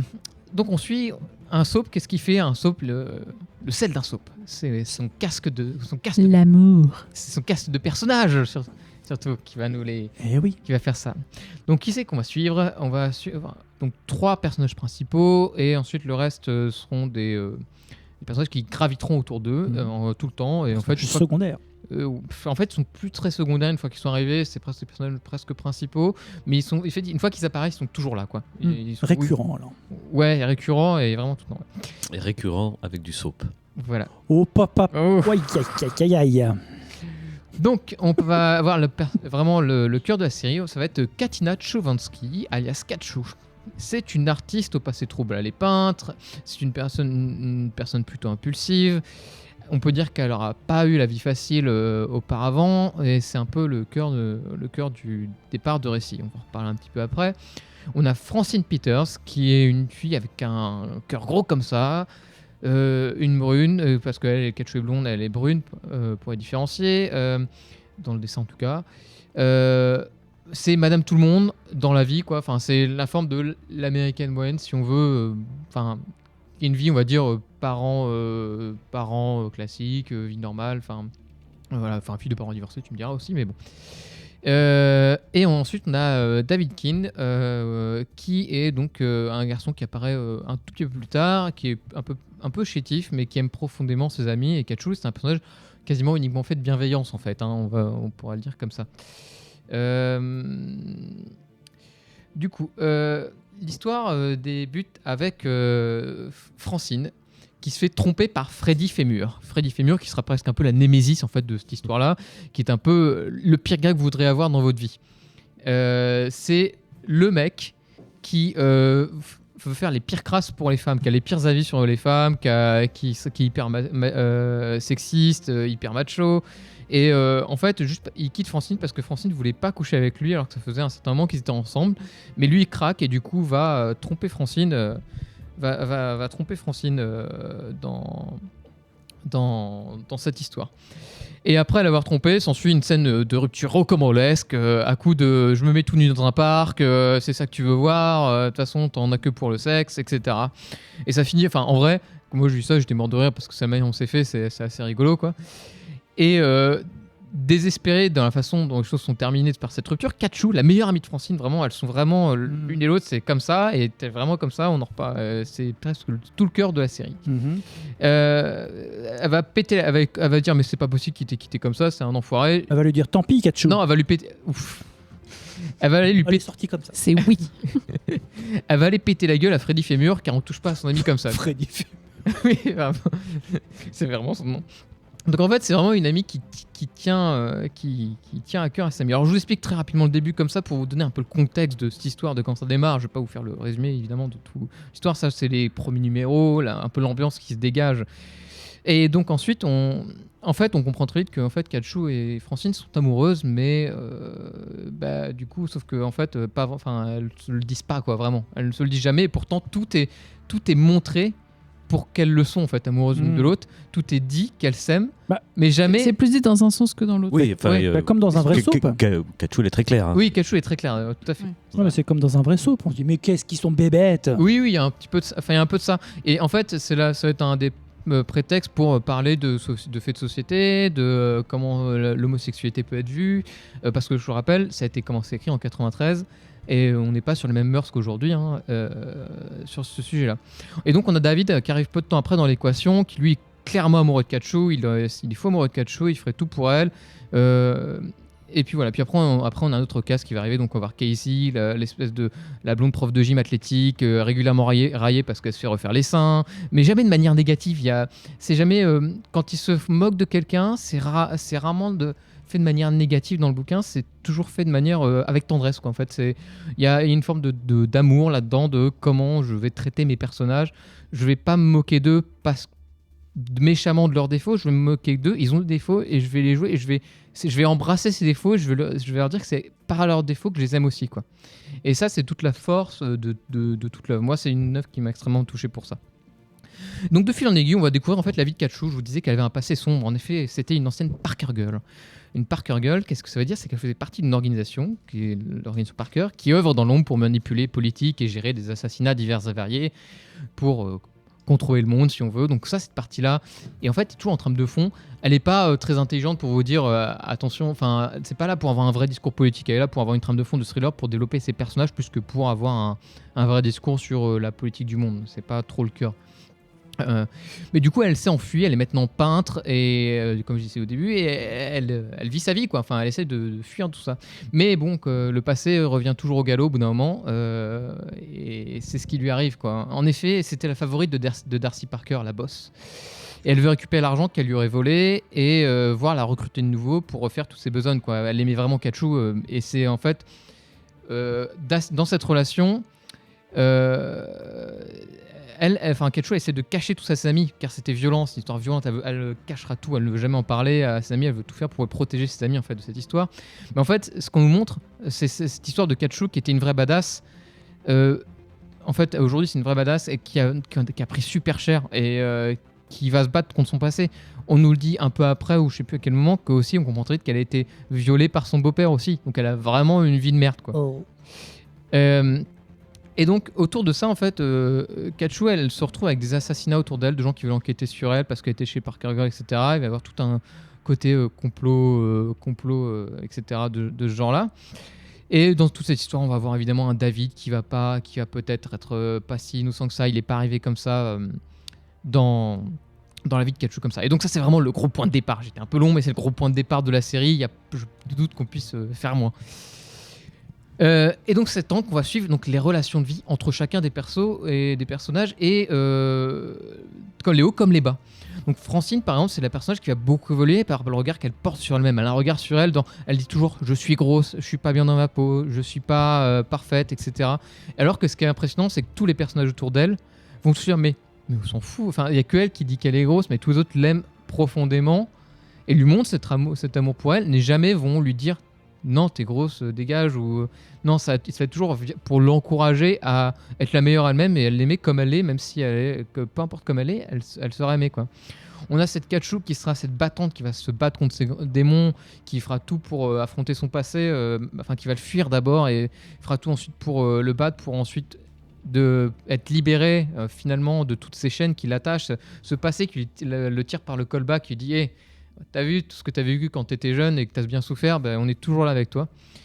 On a David aussi, ce personnage qui se retrouve, qui a une vie qu'il n'a pas vraiment choisie. Il se retrouve à un endroit qu'il n'a pas vraiment choisi non plus. Mais lui a eu le côté beau de la partie dont il n'a pas choisi, le côté de luxe. Et il fait tout pour réparer ses erreurs. En fait, il a une forme de culpabilité tout au long du récit, où il va essayer son travail dans le récit, c'est toujours de comment je vais réparer mes erreurs. Donc oui, c'est l'histoire de Francine et Quechua, une histoire d'amour l'une pour l'autre, où c'est compliqué, où on va avoir, où Francine, c'est une femme éduquée dans un cadre très classique, voire conservateur.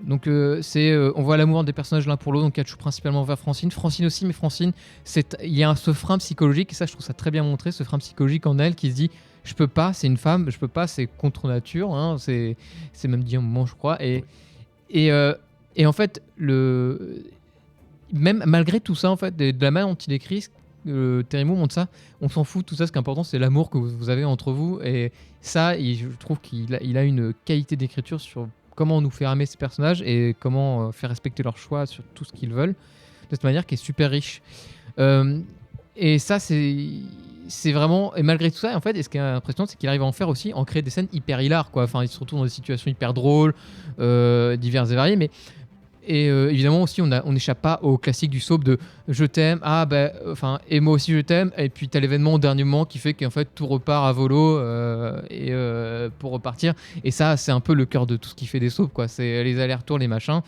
Mais pour autant, moi j'achète, je sais que c'est pas forcément tout le monde qui peut l'acheter de cette manière-là, mais moi j'achète complètement parce qu'à chaque fois il va nous raconter des nouvelles choses de comment il aborde des sujets. Terry Moore aussi aborde d'une manière hyper riche et je trouve ça assez fort pour l'époque, surtout par un homme à cette époque-là, je dirais, peut-être que je me trompe, mais la toxicité masculine et la toxicité dans les couples. La toxicité masculine, elle est abordée, mais de manière super, quoi. Entre Freddie Fillmore, c'est vraiment le mec qui a aucun respect, comme je disais au début, il pense qu'à leur corps, il pense qu'à eux, il pense que la femme est quelque chose qui lui appartient, et Quechua lui fait plein de blagues, et il y a plein de pages super drôles où Quechua regarde un moment, sort de chez elle, elle fait j'en ai ras le cul de toi, et elle dit... et t'as la voisine à côté, la vieille, qui fait il fait ah ouais, moi aussi j'en ai ras le cul de lui, le papy de 80 ans assis sur son rocking chair, genre à l'époque on appelait ça des gros cons. Bon, c'est juste que le terme a changé, mais c'est comme ça.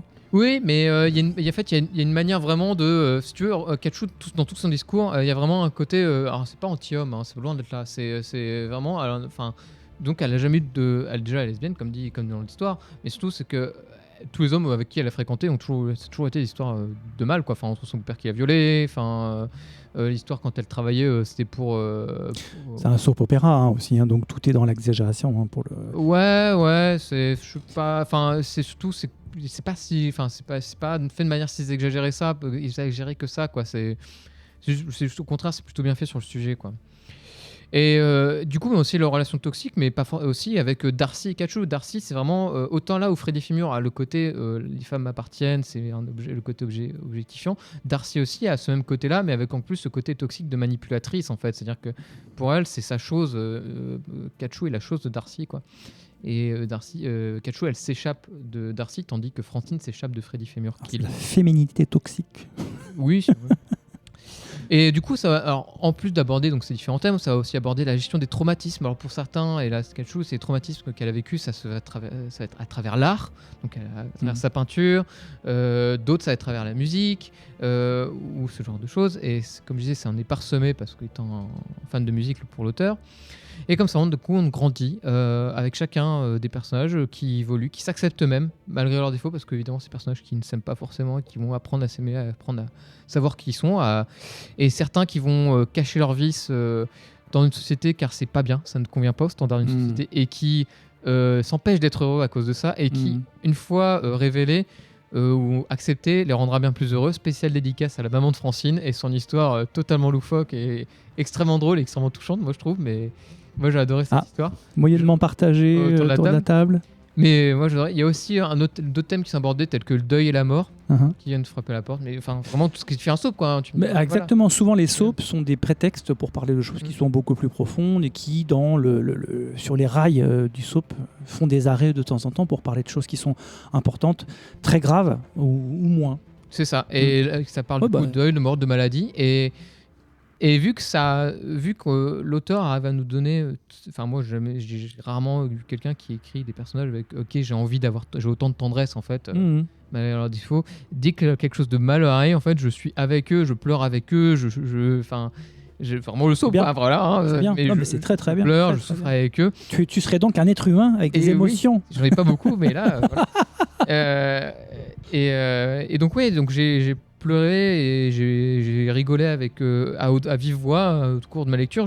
Il faut dire que pour l'occasion, ça va être la 4e fois que je lis tout le run, donc c'est pas la première fois. Enfin, je connais bien le truc. Enfin, c'est quelque chose que j'ai beaucoup aimé, quoi, à ce point-là. Dans ma culture comics, c'est vraiment dans mon panthéon de mon côté. De mon côté, et ça me rappelle beaucoup, pour ceux qui l'auraient vu, la série Sense8 des sœurs Wachowski, dans la manière dont ils ont d'aborder les relations entre les personnages. Il y a un vrai côté, il y a une vraie affiliation de ce côté-là.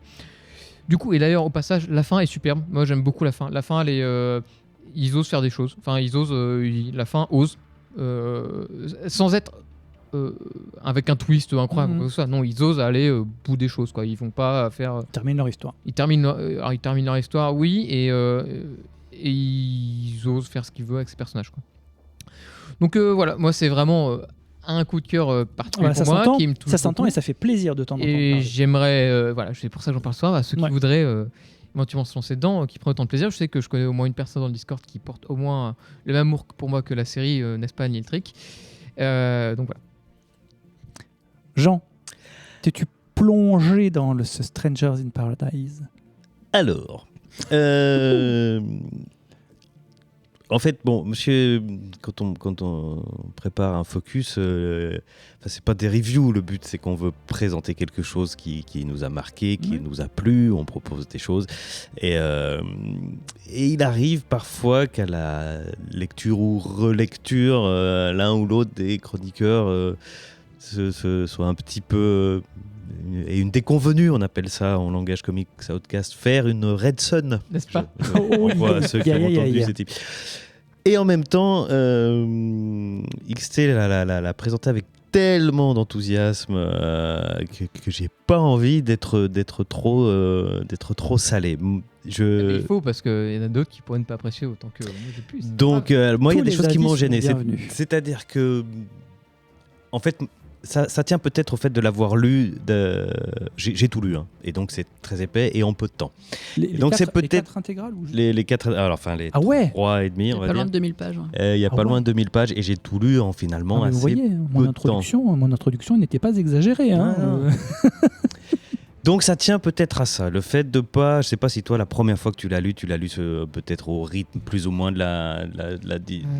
ou en tout cas si tu C'est une prends autre du temps. édition, donc je sais plus, j'ai dû lire, enfin ça, j'ai dû lire en 6 mois, 1 an, je pense. Ouais, 6 mois, non, moi je l'ai enquillé en à peine un mois. Et donc Ouais, peut-être exactement. que ça a créé un petit effet indigestion. Parce qu'au début, j'étais à fond dedans. Et je te rejoins sur énormément de choses positives que tu as dites, sur l'attachement au personnage, sur tout ça. Tu me l'as vendu, c'est toi qui l'as proposé. Oui. Tu me l'as vendu en disant c'est un soap. Et je suis client du soap. Et je me suis dit go, j'y vais les yeux fermés. Sur la longueur, ça m'a, de nouveau, c'est peut-être parce que je l'ai lu trop en un temps trop court, ça m'a un peu fatigué. C'est-à-dire qu'au bout d'un moment, c'est vraiment, vraiment du soap. C'est-à-dire qu'il y a des ressorts de soap qui le one day, will they, one day, à un moment donné, à chaque fois que t'as c'est à bout touchant et hop, tout s'écroule une fois de plus pour un petit truc de timing de pas de chance. Au bout d'un moment, tu fais what? Voilà, il y a la machination autour des Parker Girls. Alors oui, c'est pas le fond du sujet, mais du coup, je la trouve un peu naïve et des fois un peu expédiée, Elle est un naïve, peu hein, clairement. facile. Elle est pas là pour je suis d'accord. Ouais, c'est pas- Et puis moi, j'ai eu un petit problème. Alors, j'ai eu un petit problème sur le dessin. Papa, j'ai eu du. Enfin, ça m'embête de dire ça, mais c'est le cas. Les personnages blondes, mais la plupart du temps, je savais pas qui était qui, quoi. Ah ouais. Tant qu'elle parlait pas, je savais pas laquelle c'était. Alors, il y a Francine, elle est brune. Alors, je fais OK, c'est Francine, elle est brune. Et les blondes, mais jamais j'étais. Attends, c'est Kazé? Non. Ah non, c'est Kachou. Ah non, c'est Tambi. Ah non, c'est. Et chaque fois, il fallait que je. Et il y en a une fois, là, pareil, j'étais persuadé que c'était Kachou. Alors après, on a su qu'elles avaient un lien de parenté. Je fais ah d'accord, donc voilà. Mais même celles qui n'ont pas le lien de parenté, des fois, j'étais là. Attends, c'est laquelle, celle-là? Donc bon, voilà. Mais. Voilà, toutes les choses que tu as dites de positif sur je te dis, moi j'ai eu une fatigue sur les rebondissements, sur les de trop de on va y aller, on va pas y aller, on y va pas. Il y a des choses que j'ai eu du mal à avaler, que je trouve que comme il a fait ça sur des années, il y a des trucs qui se contredisent. Moi j'ai vu comment est Francine par rapport à l'éducation de sa mère. Après, le retournement sur l'histoire de la mère, j'y crois pas une seconde. Ah ouais. J'y crois pas moi j'ai une plongé un seconde. pied joint, quoi. Là, je trouve que j'y crois pas une seconde, quoi. Retournement sur la maman, j'y crois pas une seconde. Ah ouais, Vu tout ce que ça a créé chez Francine, chez machin, tu te fais, ça peut pas être la même personne, quoi. Enfin, Ah ouais, je trouve ça génial parce qu'au contraire, je trouve ça justifie plein de choses, mais ça justifie tellement de choses pour moi, mais surtout dans ce que ça va raconter. Et ça justifie le divorce, enfin, il justifie le divorce avec son père par rapport à ça. Oui, ça oui, mais par Et rapport à sur le côté de la société t'enferme, enfin. C'est un peu c'était avec un gros mot quoi, mais t'enferme dans un cadre et elle veut tellement respecter ce cadre qu'elle s'en refuse elle-même, elle ne s'accepte plus elle-même et du coup elle en fait pâtir à sa fille d'une certaine manière. ouais, peut-être, mais peut-être que c'est trop. Trop appuyé peut-être, oui. Non, mais c'est peut-être trop entre guillemets gaguesque Ouais. le moment où c'est révélé et du coup. Oui, oui. Par rapport à tout le trauma que ça a représenté dans le parcours de Francine, son éducation, tu fais what? Mais bon, mais on s'attache au personnage. Je pense que si tu lis sur plus longtemps, effectivement, je peux comprendre que tu t'attaches, qu'il y a des moments qui sont très émouvants, pour le coup des ressorts de soap où j'ai été chopé, où j'ai été ému, des moments où je m'attendais pas, où tout d'un coup il se passe un événement tragique que j'attendais pas. Donc il y a des moments comme ça et tu les accompagnes longtemps, mais à un moment donné c'était trop long. Et alors petit warning concernant l'édition française, parce que j'ai eu une petite déconvenue, donc ils l'ont sorti en 4 tomes, très très épais, très cossus, de très belles factures, hein, c'est Delcourt, hein, oui. Donc voilà, j'étais décidé à faire mon travail correctement et à tout lire, donc j'ai acheté le 1, j'ai acheté le 2, et ensuite, sans regarder, j'ai acheté le 3 et le 4 ensemble. Sauf qu'en fait l'histoire, elle se termine à la fin du 3. Et dans le 4, c'est un album complet de bonus, alors qui contient 2 tiers de dessins, enfin de dessins à pleine page de pin-up, on va dire, qui sont sympas, mais enfin bon, bref, il y en a 300 pages. Et puis des histoires annexes dont, pardon, enfin en tout cas moi je me moquais complètement, notamment une histoire en 6 chapitres qui est le début de son crossover où il a fait croiser toutes ces séries, donc toutes celles dont tu as parlé, Rachel Rising, Echo, Motor Girl, et encore un autre, et toutes ces séries-là se rejoignent, il y a la pub à la fin, dans une ultime aventure qui s'appelle 5 ans. Et du coup, ça se passe après. En plus, c'est un peu artificiel parce que ça se passe après la fin de Stranger in Paradise, qui a, et ça je te rejoins, une belle fin, et ça va, et voilà, et tout ça pour se reprendre Oui, c'était pas clairement pas voilà, nécessaire. ce crossover avec ces autres séries qui en plus évoluent dans un univers complètement différent, puisque il part dans le fantastique plus ou moins, alors Il y a qu'il de n'y a l'horreur pas fantastique, de l'horreur SF, fantastique, il y a- alors qu'il n'y a pas du tout ça dans la série d'origine. Alors on Ok. comprend pas ce que Kachou et Francine viennent faire dans cet univers là. Bref, voilà, si vous aimez le soap et que vous n'avez pas peur de la longueur et des ressorts ultra classiques, les personnages sont attachants, et écoutez plutôt la vie d'XT. Et ben voilà une belle conclusion. Donc ça a touché XT dans son petit cœur, moins dans celui de Jean. Moi j'ai envie de dire Terry Moore, Alan Moore. Y a-t-il là De l'amour. quelque chose avec XT, de l'amour? Roger Moore, est-ce que tu aimes bien les James Bond avec Roger Moore? On peut se poser la question. Espérons qu'il n'écoute pas du Love Non. Amour. Oh là là Ah, là là. là. Espérons. Et bien écoutez, c'est ainsi que se termine ce focus pour l'instant. Tu l'as lu?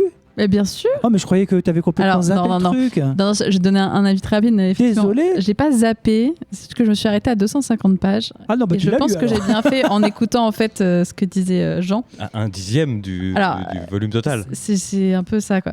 Donc je me suis arrêtée à peu près à la moitié du premier. Ah, c'est pour te faire un avis? Alors c'est pas pour me faire un avis, c'est que je me suis rendu compte que ça faisait too much de lire d'un coup. Ah. Et je pense que je serais arrivée comme Jean, une espèce de Ok. saturation, Ok, et je pense ok. que ça m'aurait dégoûté. Donc je me suis arrêtée là, et je continuerai, mais par petites doses, parce que sinon c'est... En fait, comme tu dis, c'est que ça revient un peu trop sur certains sujets, certains trucs. C'est un soap, et c'est comme si tu te bingeais un soap, et des fois, faut pas le faire d'un coup. Vaut mieux se faire par petites doses. Donc je pense que je vais continuer, mais doucement. Et dans ce que tu as lu, les personnages t'ont touché comme ils ont Ouais, pu bah, toucher j'ai XT? j'ai pas mal aimé les persos, ouais, et puis Ouais. surtout les sujets abordés. Ça date des années 90. Mhm. C'était un auteur homme.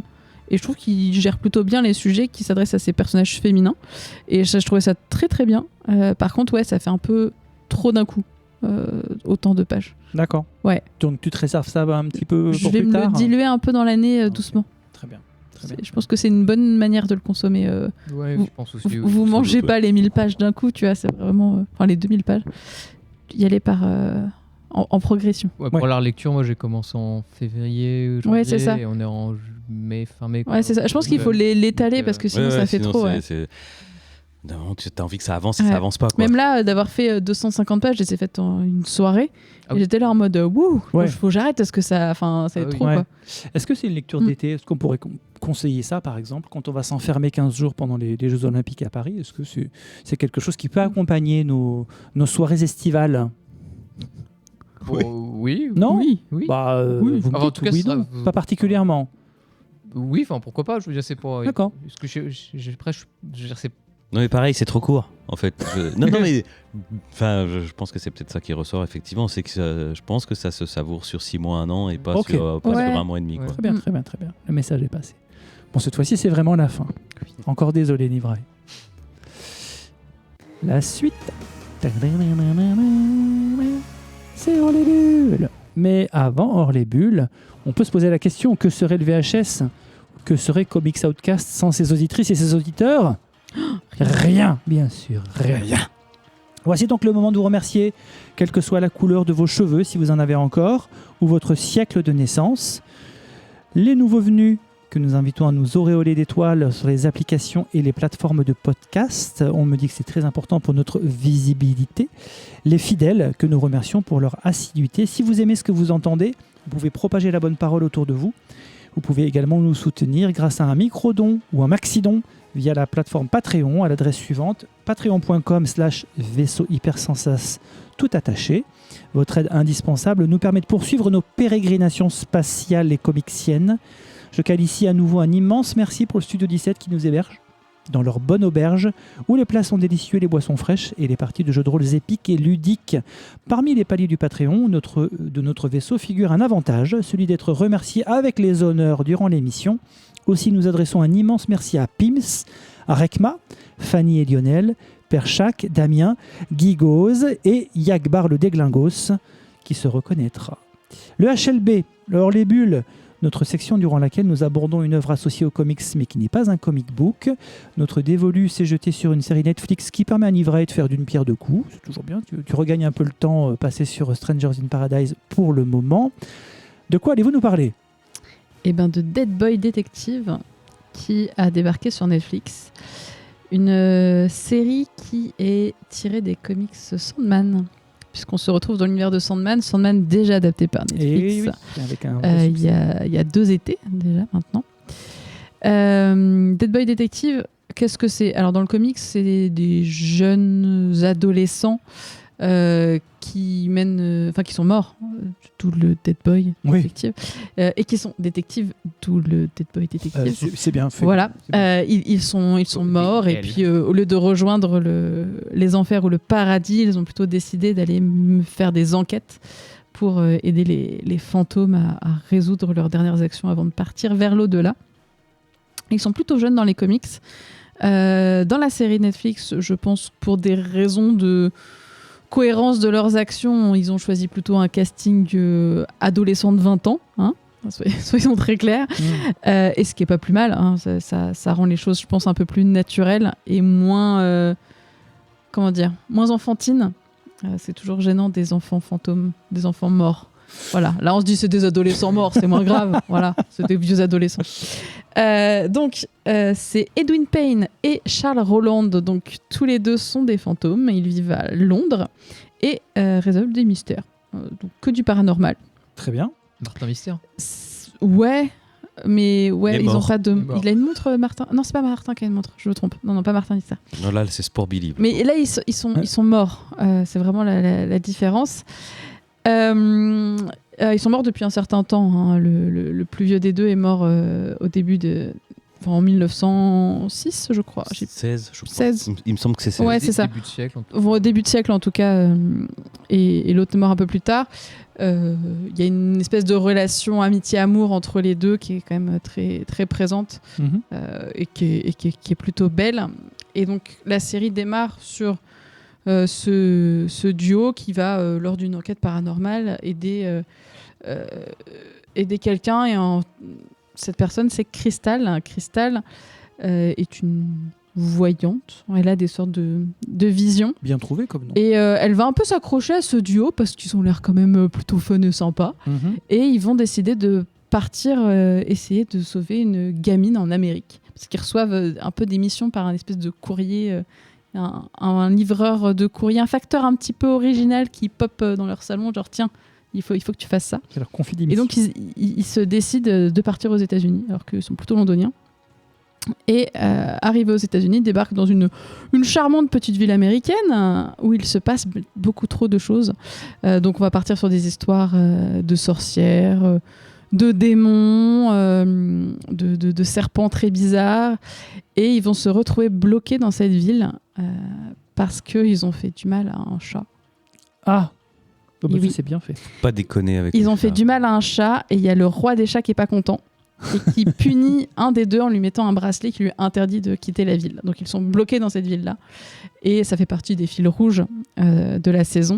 Et il y aura plusieurs fois des petits passages avec ce roi des chats qui est qu'est-ce qu'il dit ? Hilarant.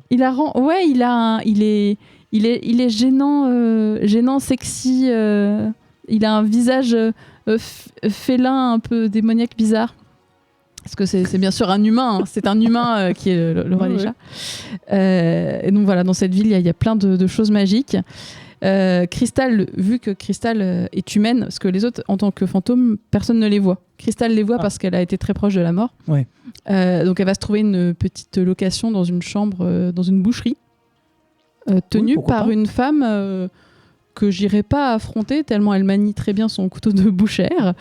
On va aussi rencontrer un autre personnage et j'ai oublié son prénom, qui est du coup sa voisine de chambre et qui, pareil, il se passe des choses un peu bizarres autour d'elle, qui est un personnage un petit peu...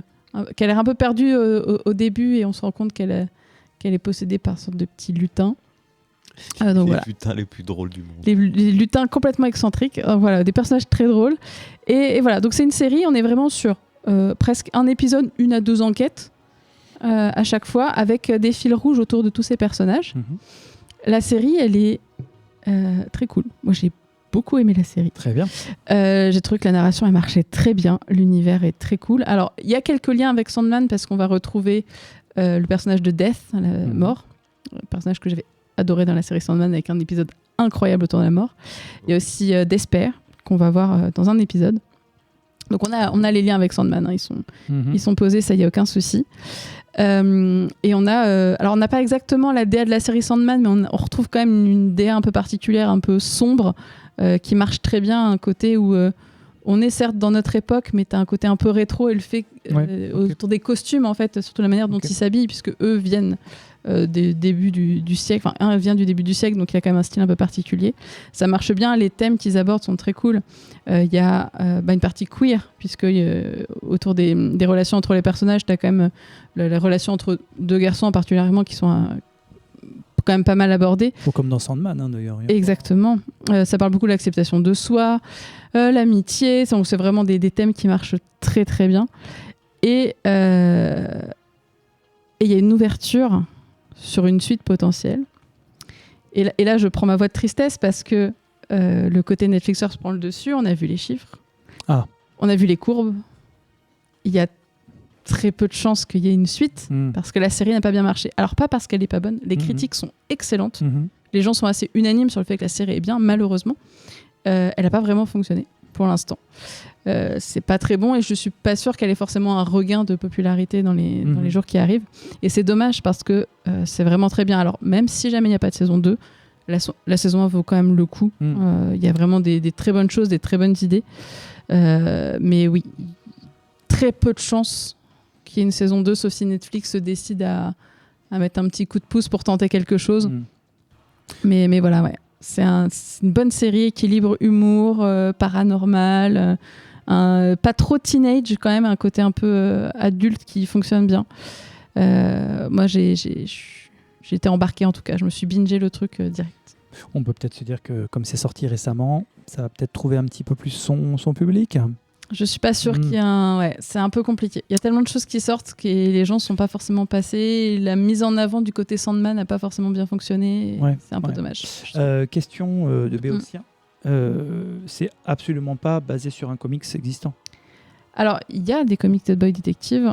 Ces personnages existent dedans. Crystal existe aussi. Mais c'est pas ces histoires-là. D'accord. C'est vu autrement. Tu retrouves des personnages, mais pas comme ça. D'accord. Merci. XT. T'interroges la mauvaise personne. Ce n'est pas ce truc de coup. Alors moi, j'étais le mauvais élève de ce soir pour le côté série. Tu peux pas lire 4000 je n'ai malheureusement pages. vu que le premier épisode pour des fautes de temps. Alors, est-ce que ça t'a accroché ? Est-ce que ça t'a donné envie de regarder le deuxième ? Voilà, j'ai pris mon plaisir sur le premier épisode parce que j'ai bien rigolé. Je trouvais ça très chouette, très sympa. Mais après, comme tu disais, le problème communication des chiffres, c'est juste qu'en fait, il y a une concurrence tellement énorme que c'est la course au temps est toujours un peu le nerf de la guerre. Et malheureusement, même pour moi, c'était mon travail pour ce soir. N'ai vu que le premier, sur lequel j'ai passé un très bon moment. Et je serais pas mécontent de regarder la suite. Là. D'accord, ça t'a bien accroché. Oui. Ok. Premier épisode efficace. Jean. Moi, j'en ai regardé 3. Je savais pas du tout, j'étais à la bourre surtout, j'ai lu c'est Orly Bull, c'est Dead Boy Detective. Je savais même pas que c'était je connaissais pas le comic, je savais pas que c'était dans l'univers Sandman, donc dans la première scène, je fais je le reconnais lui. Il est mort. Et en plus, j'ai pas vu moi la série Sandman parce DiCaprio que sur le canapé quoi. T'as pas vu la série Sandman ? Non, parce que bref, c'est parce que je veux pas la voir parce que le comic c'est compliqué. Parce que c'est compliqué. Bref, mais donc je découvre que c'est dans l'univers de Sandman. J'ai plutôt bien aimé.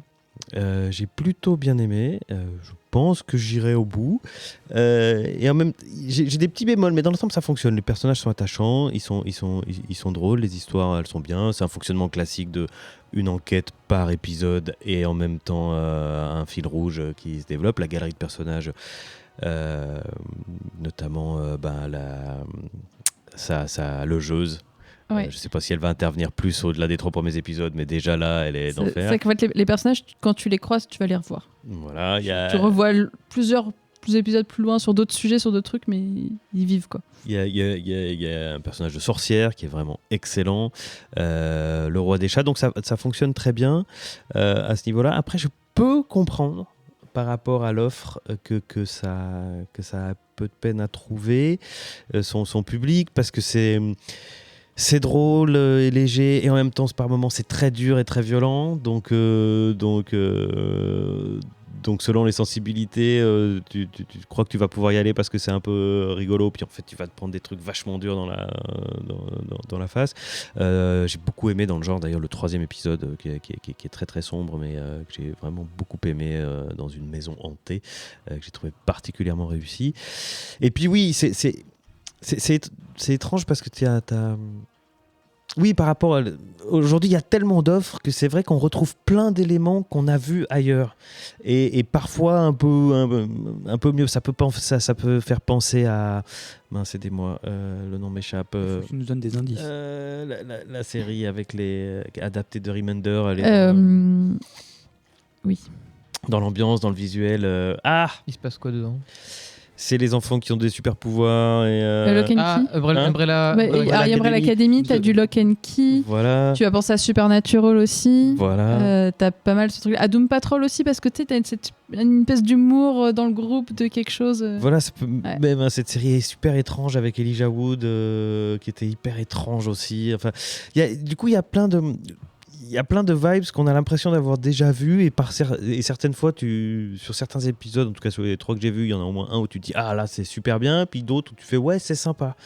Malheureusement, avec l'offre d'aujourd'hui, ouais c'est sympa, des fois ça suffit pas. Mais je trouve quand même que c'est de bonne qualité, et je pense que j'irai au bout. Mais je peux comprendre pourquoi ça peine un peu. Ouais. Alors, donc, tu n'as pas vu la série Sandman. Est-ce que c'est dans la même ambiance que la série Sandman? Parce qu'il y a ce côté effectivement un peu... Alors, contrairement à la série Sandman, là, tu es vraiment sur Terre. Oui. Puisque justement, les 2 fantômes veulent pas mourir. Mm-hmm. D'ailleurs, au moment où ils arrivent à souvent résoudre leur mission et que la mort vient chercher le fantôme qu'ils ont aidé, quoi que ce soit, à chaque fois, ils se cachent parce qu'ils veulent surtout pas être rattrapés. Mm-hmm. Et t'as tout un truc autour des histoires dans le fil rouge sur le fait que ils ont peur d'un jour être récupérés pour envoyer soit en enfer, soit au paradis. Donc t'as cette partie-là qui reste différente de Sandman, où Sandman, il a quand même son univers à lui, il a son monde, D'accord. qui a quand même pas mal de passages comme ça. Mais non, mais tu aurais pu dire, voilà, on fait un appel du pied. Si vous avez bien aimé Sandman, l'ambiance venait. En fait, ils l'ont vraiment pas fait. Tu vois, rien que le fait que même Jean ne sache pas dès le départ que c'était Sandman, tu vois, c'est que ils ont pas.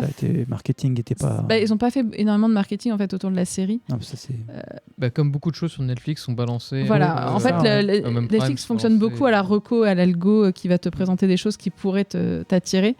Je trouve que ça a pas très bien marché sur cette série. Je sais pas comment a été fait leur ciblage. C'est un peu dommage. Parce que Series Sandman avait plutôt bien fonctionné. Là, les avis sur la série sont plutôt très bons. Ouais. C'est juste que ils n'ont pas été chercher le public correctement, à mon avis. Ok. Bon, dommage. Ouais, parce que ça joue bien, la réal est chouette, l'image est belle. C'est très propre, très bien joué. C'est plutôt drôle. Enfin, moi, je rigolais. Il y a des bonnes idées, ouais. C'est ça. Tous les effets paranormaux, tout ça, ça fonctionne bien, en fait. Il n'y a pas un moment où tu dis c'est dégueulasse. Franchement, c'est propre. Et ouais, un peu... Mais c'est la guerre au contenu, le fameux. C'est exactement, c'est la guerre, et je sais que j'ai très peu de chance de voir ma saison 2 et que j'aurais beaucoup aimé avoir ma saison 2. Auditeurs, auditrices de Comics Outcast. Oui, merci de tous lancer pour que tous les jours. Nivrae puisse avoir sa saison 2, vous savez ce qu'il vous reste à faire. Quand vous êtes au travail, vous lancez les épisodes chez vous. Exactement, le matin que vous partez, vous le lancez, et le soir vous le relancez, la nuit aussi. Et comme ça, on arrivera peut-être à avoir notre audience et ma saison 2. Mission, sauvetage, Dead Boy Detectives. C'est un beau mot, un beau mot pour notre conclusion. Et c'est ainsi que se termine cette parenthèse enchantée qui a été cet épisode 227, capturé à tout jamais grâce à la science.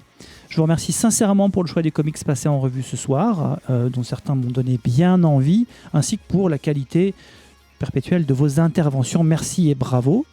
Pour mémoire, le 4e épisode de Croissant Outcast est sorti il y a peu. Croissant Outcast, mais qu'est-ce, me direz-vous? Mais qu'est-ce? Merci. C'est notre pas de côté durant lequel nous autres chroniqueurs et chroniqueuses partageons nos coups de cœur de sortie en VF pour ne pas laisser vos fans sur leur faim, pas comme certaines séries qu'on a pu voir ce soir. Dites-moi, où pouvons-vous nous lire ou vous entendre, Nivrae? Toujours sur les internets à Nivrae, sur le podcast Netflixers aussi. J'ai aussi parlé de Dead Boy Detective avec beaucoup d'amour. Et voilà, toujours partout, Nivrae, je suis sur internet. Merci. Jean, Vous pouvez m'entendre dans la cartographie des chimères, je veux, oui. sur les ondes du vaisseau Hypersensas, dans les grains de sable où on parle de Sandman avec la Misef, même si en ce moment on a un petit problème de coordination d'agenda, lui et moi, qui fait qu'on prend un peu de retard. Mais en même temps, on a dit que ça nous prendrait le temps que ça nous prendrait. Ça va sûrement nous prendre 15 ans. Mais on continue, on lâche pas l'affaire. C'est ça, hein, d'habiter aux antipodes de la capitale. Vous avez du mal à vous retrouver, tout ça, c'est normal. Hein, c'est normal. Comprends qui peut. XT, On peut toujours me retrouver au travail, comme d'habitude. faut donner l'adresse, hein, parce que là, maintenant... Chez moi, du coup. Sinon, vous pouvez me retrouver sur Blue Sky ponctuellement et principalement sur le Discord. Principalement, voilà. Eh bien, parfait. Eh bien, Et écoutez, toi Matt. Et toi, Théo dans mon slip, déjà. C'est Ouah. première chose. Ouais, ce qui prouve Il est que propre, j'en ai. j'espère. Ce qui prouve que j'en ai. Est-ce qu'il est au-dessus du pantalon Ouais. Ouais. Ah, Ouais, ce qui me rappelle cette magnifique phrase de... Comment s'appelle-t-il, Azut, le film avec... c'est terrible. Oh là là. Je vais couper, Zoolander, Mhm. Zoolander. qui dit je remercie Dieu d'avoir mis un slip aujourd'hui. Une scène mythique que je vous invite à regarder. Très bien. Non, vous pouvez toujours me retrouver donc, au cœur de la Seine-Saint-Denis, comme je le dis souvent, à expérimenter le vivre ensemble, ce qui demande une certaine abnégation. Et qu'on vient de me donner des leçons là-dessus, j'attends. Bon, on va pas se quitter sur ces mauvaises pensées. Encore merci beaucoup. Au plaisir de vous retrouver, de se faire des bonnes blagues. On croise les doigts pour la saison 2 de Dead Boy Detectives, que je vais lancer de ce pas, pour Ah. faire augmenter Hashtag les statistiques. release. Release de saison 2. Release saison 2. Ellie, The Nivray Cut. Non, mais j'ai bien aimé cet épisode. Il y a beaucoup de choses qui viennent du cœur, hein, un focus qui me parle pas particulièrement, mais tu vois, souvent on dit ta review m'a plus plu que ce que j'ai lu. Tu vois ce que je veux dire? Mais c'est ça en fait, quand on est passionné, on donne envie de. Ouais, on me dit ça souvent. Et parfois on tombe sur des choses qui plaisent et Franchement. des choses qui plaisent pas. Ben, c'est la règle du jeu, c'est comme ça, et c'est très bien comme ça. Encore merci beaucoup. On vous fait un bisou aux patronautes qui nous écoutent sur le Discord, puisque c'est aussi un avantage du Patreon.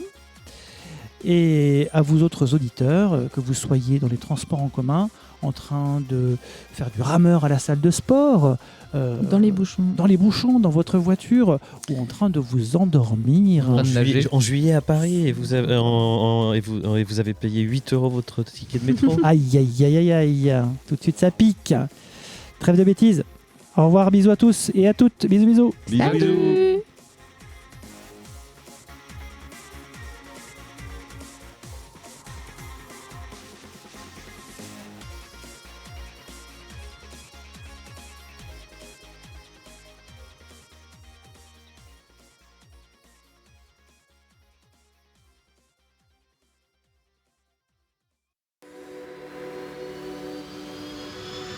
Fin de transmission.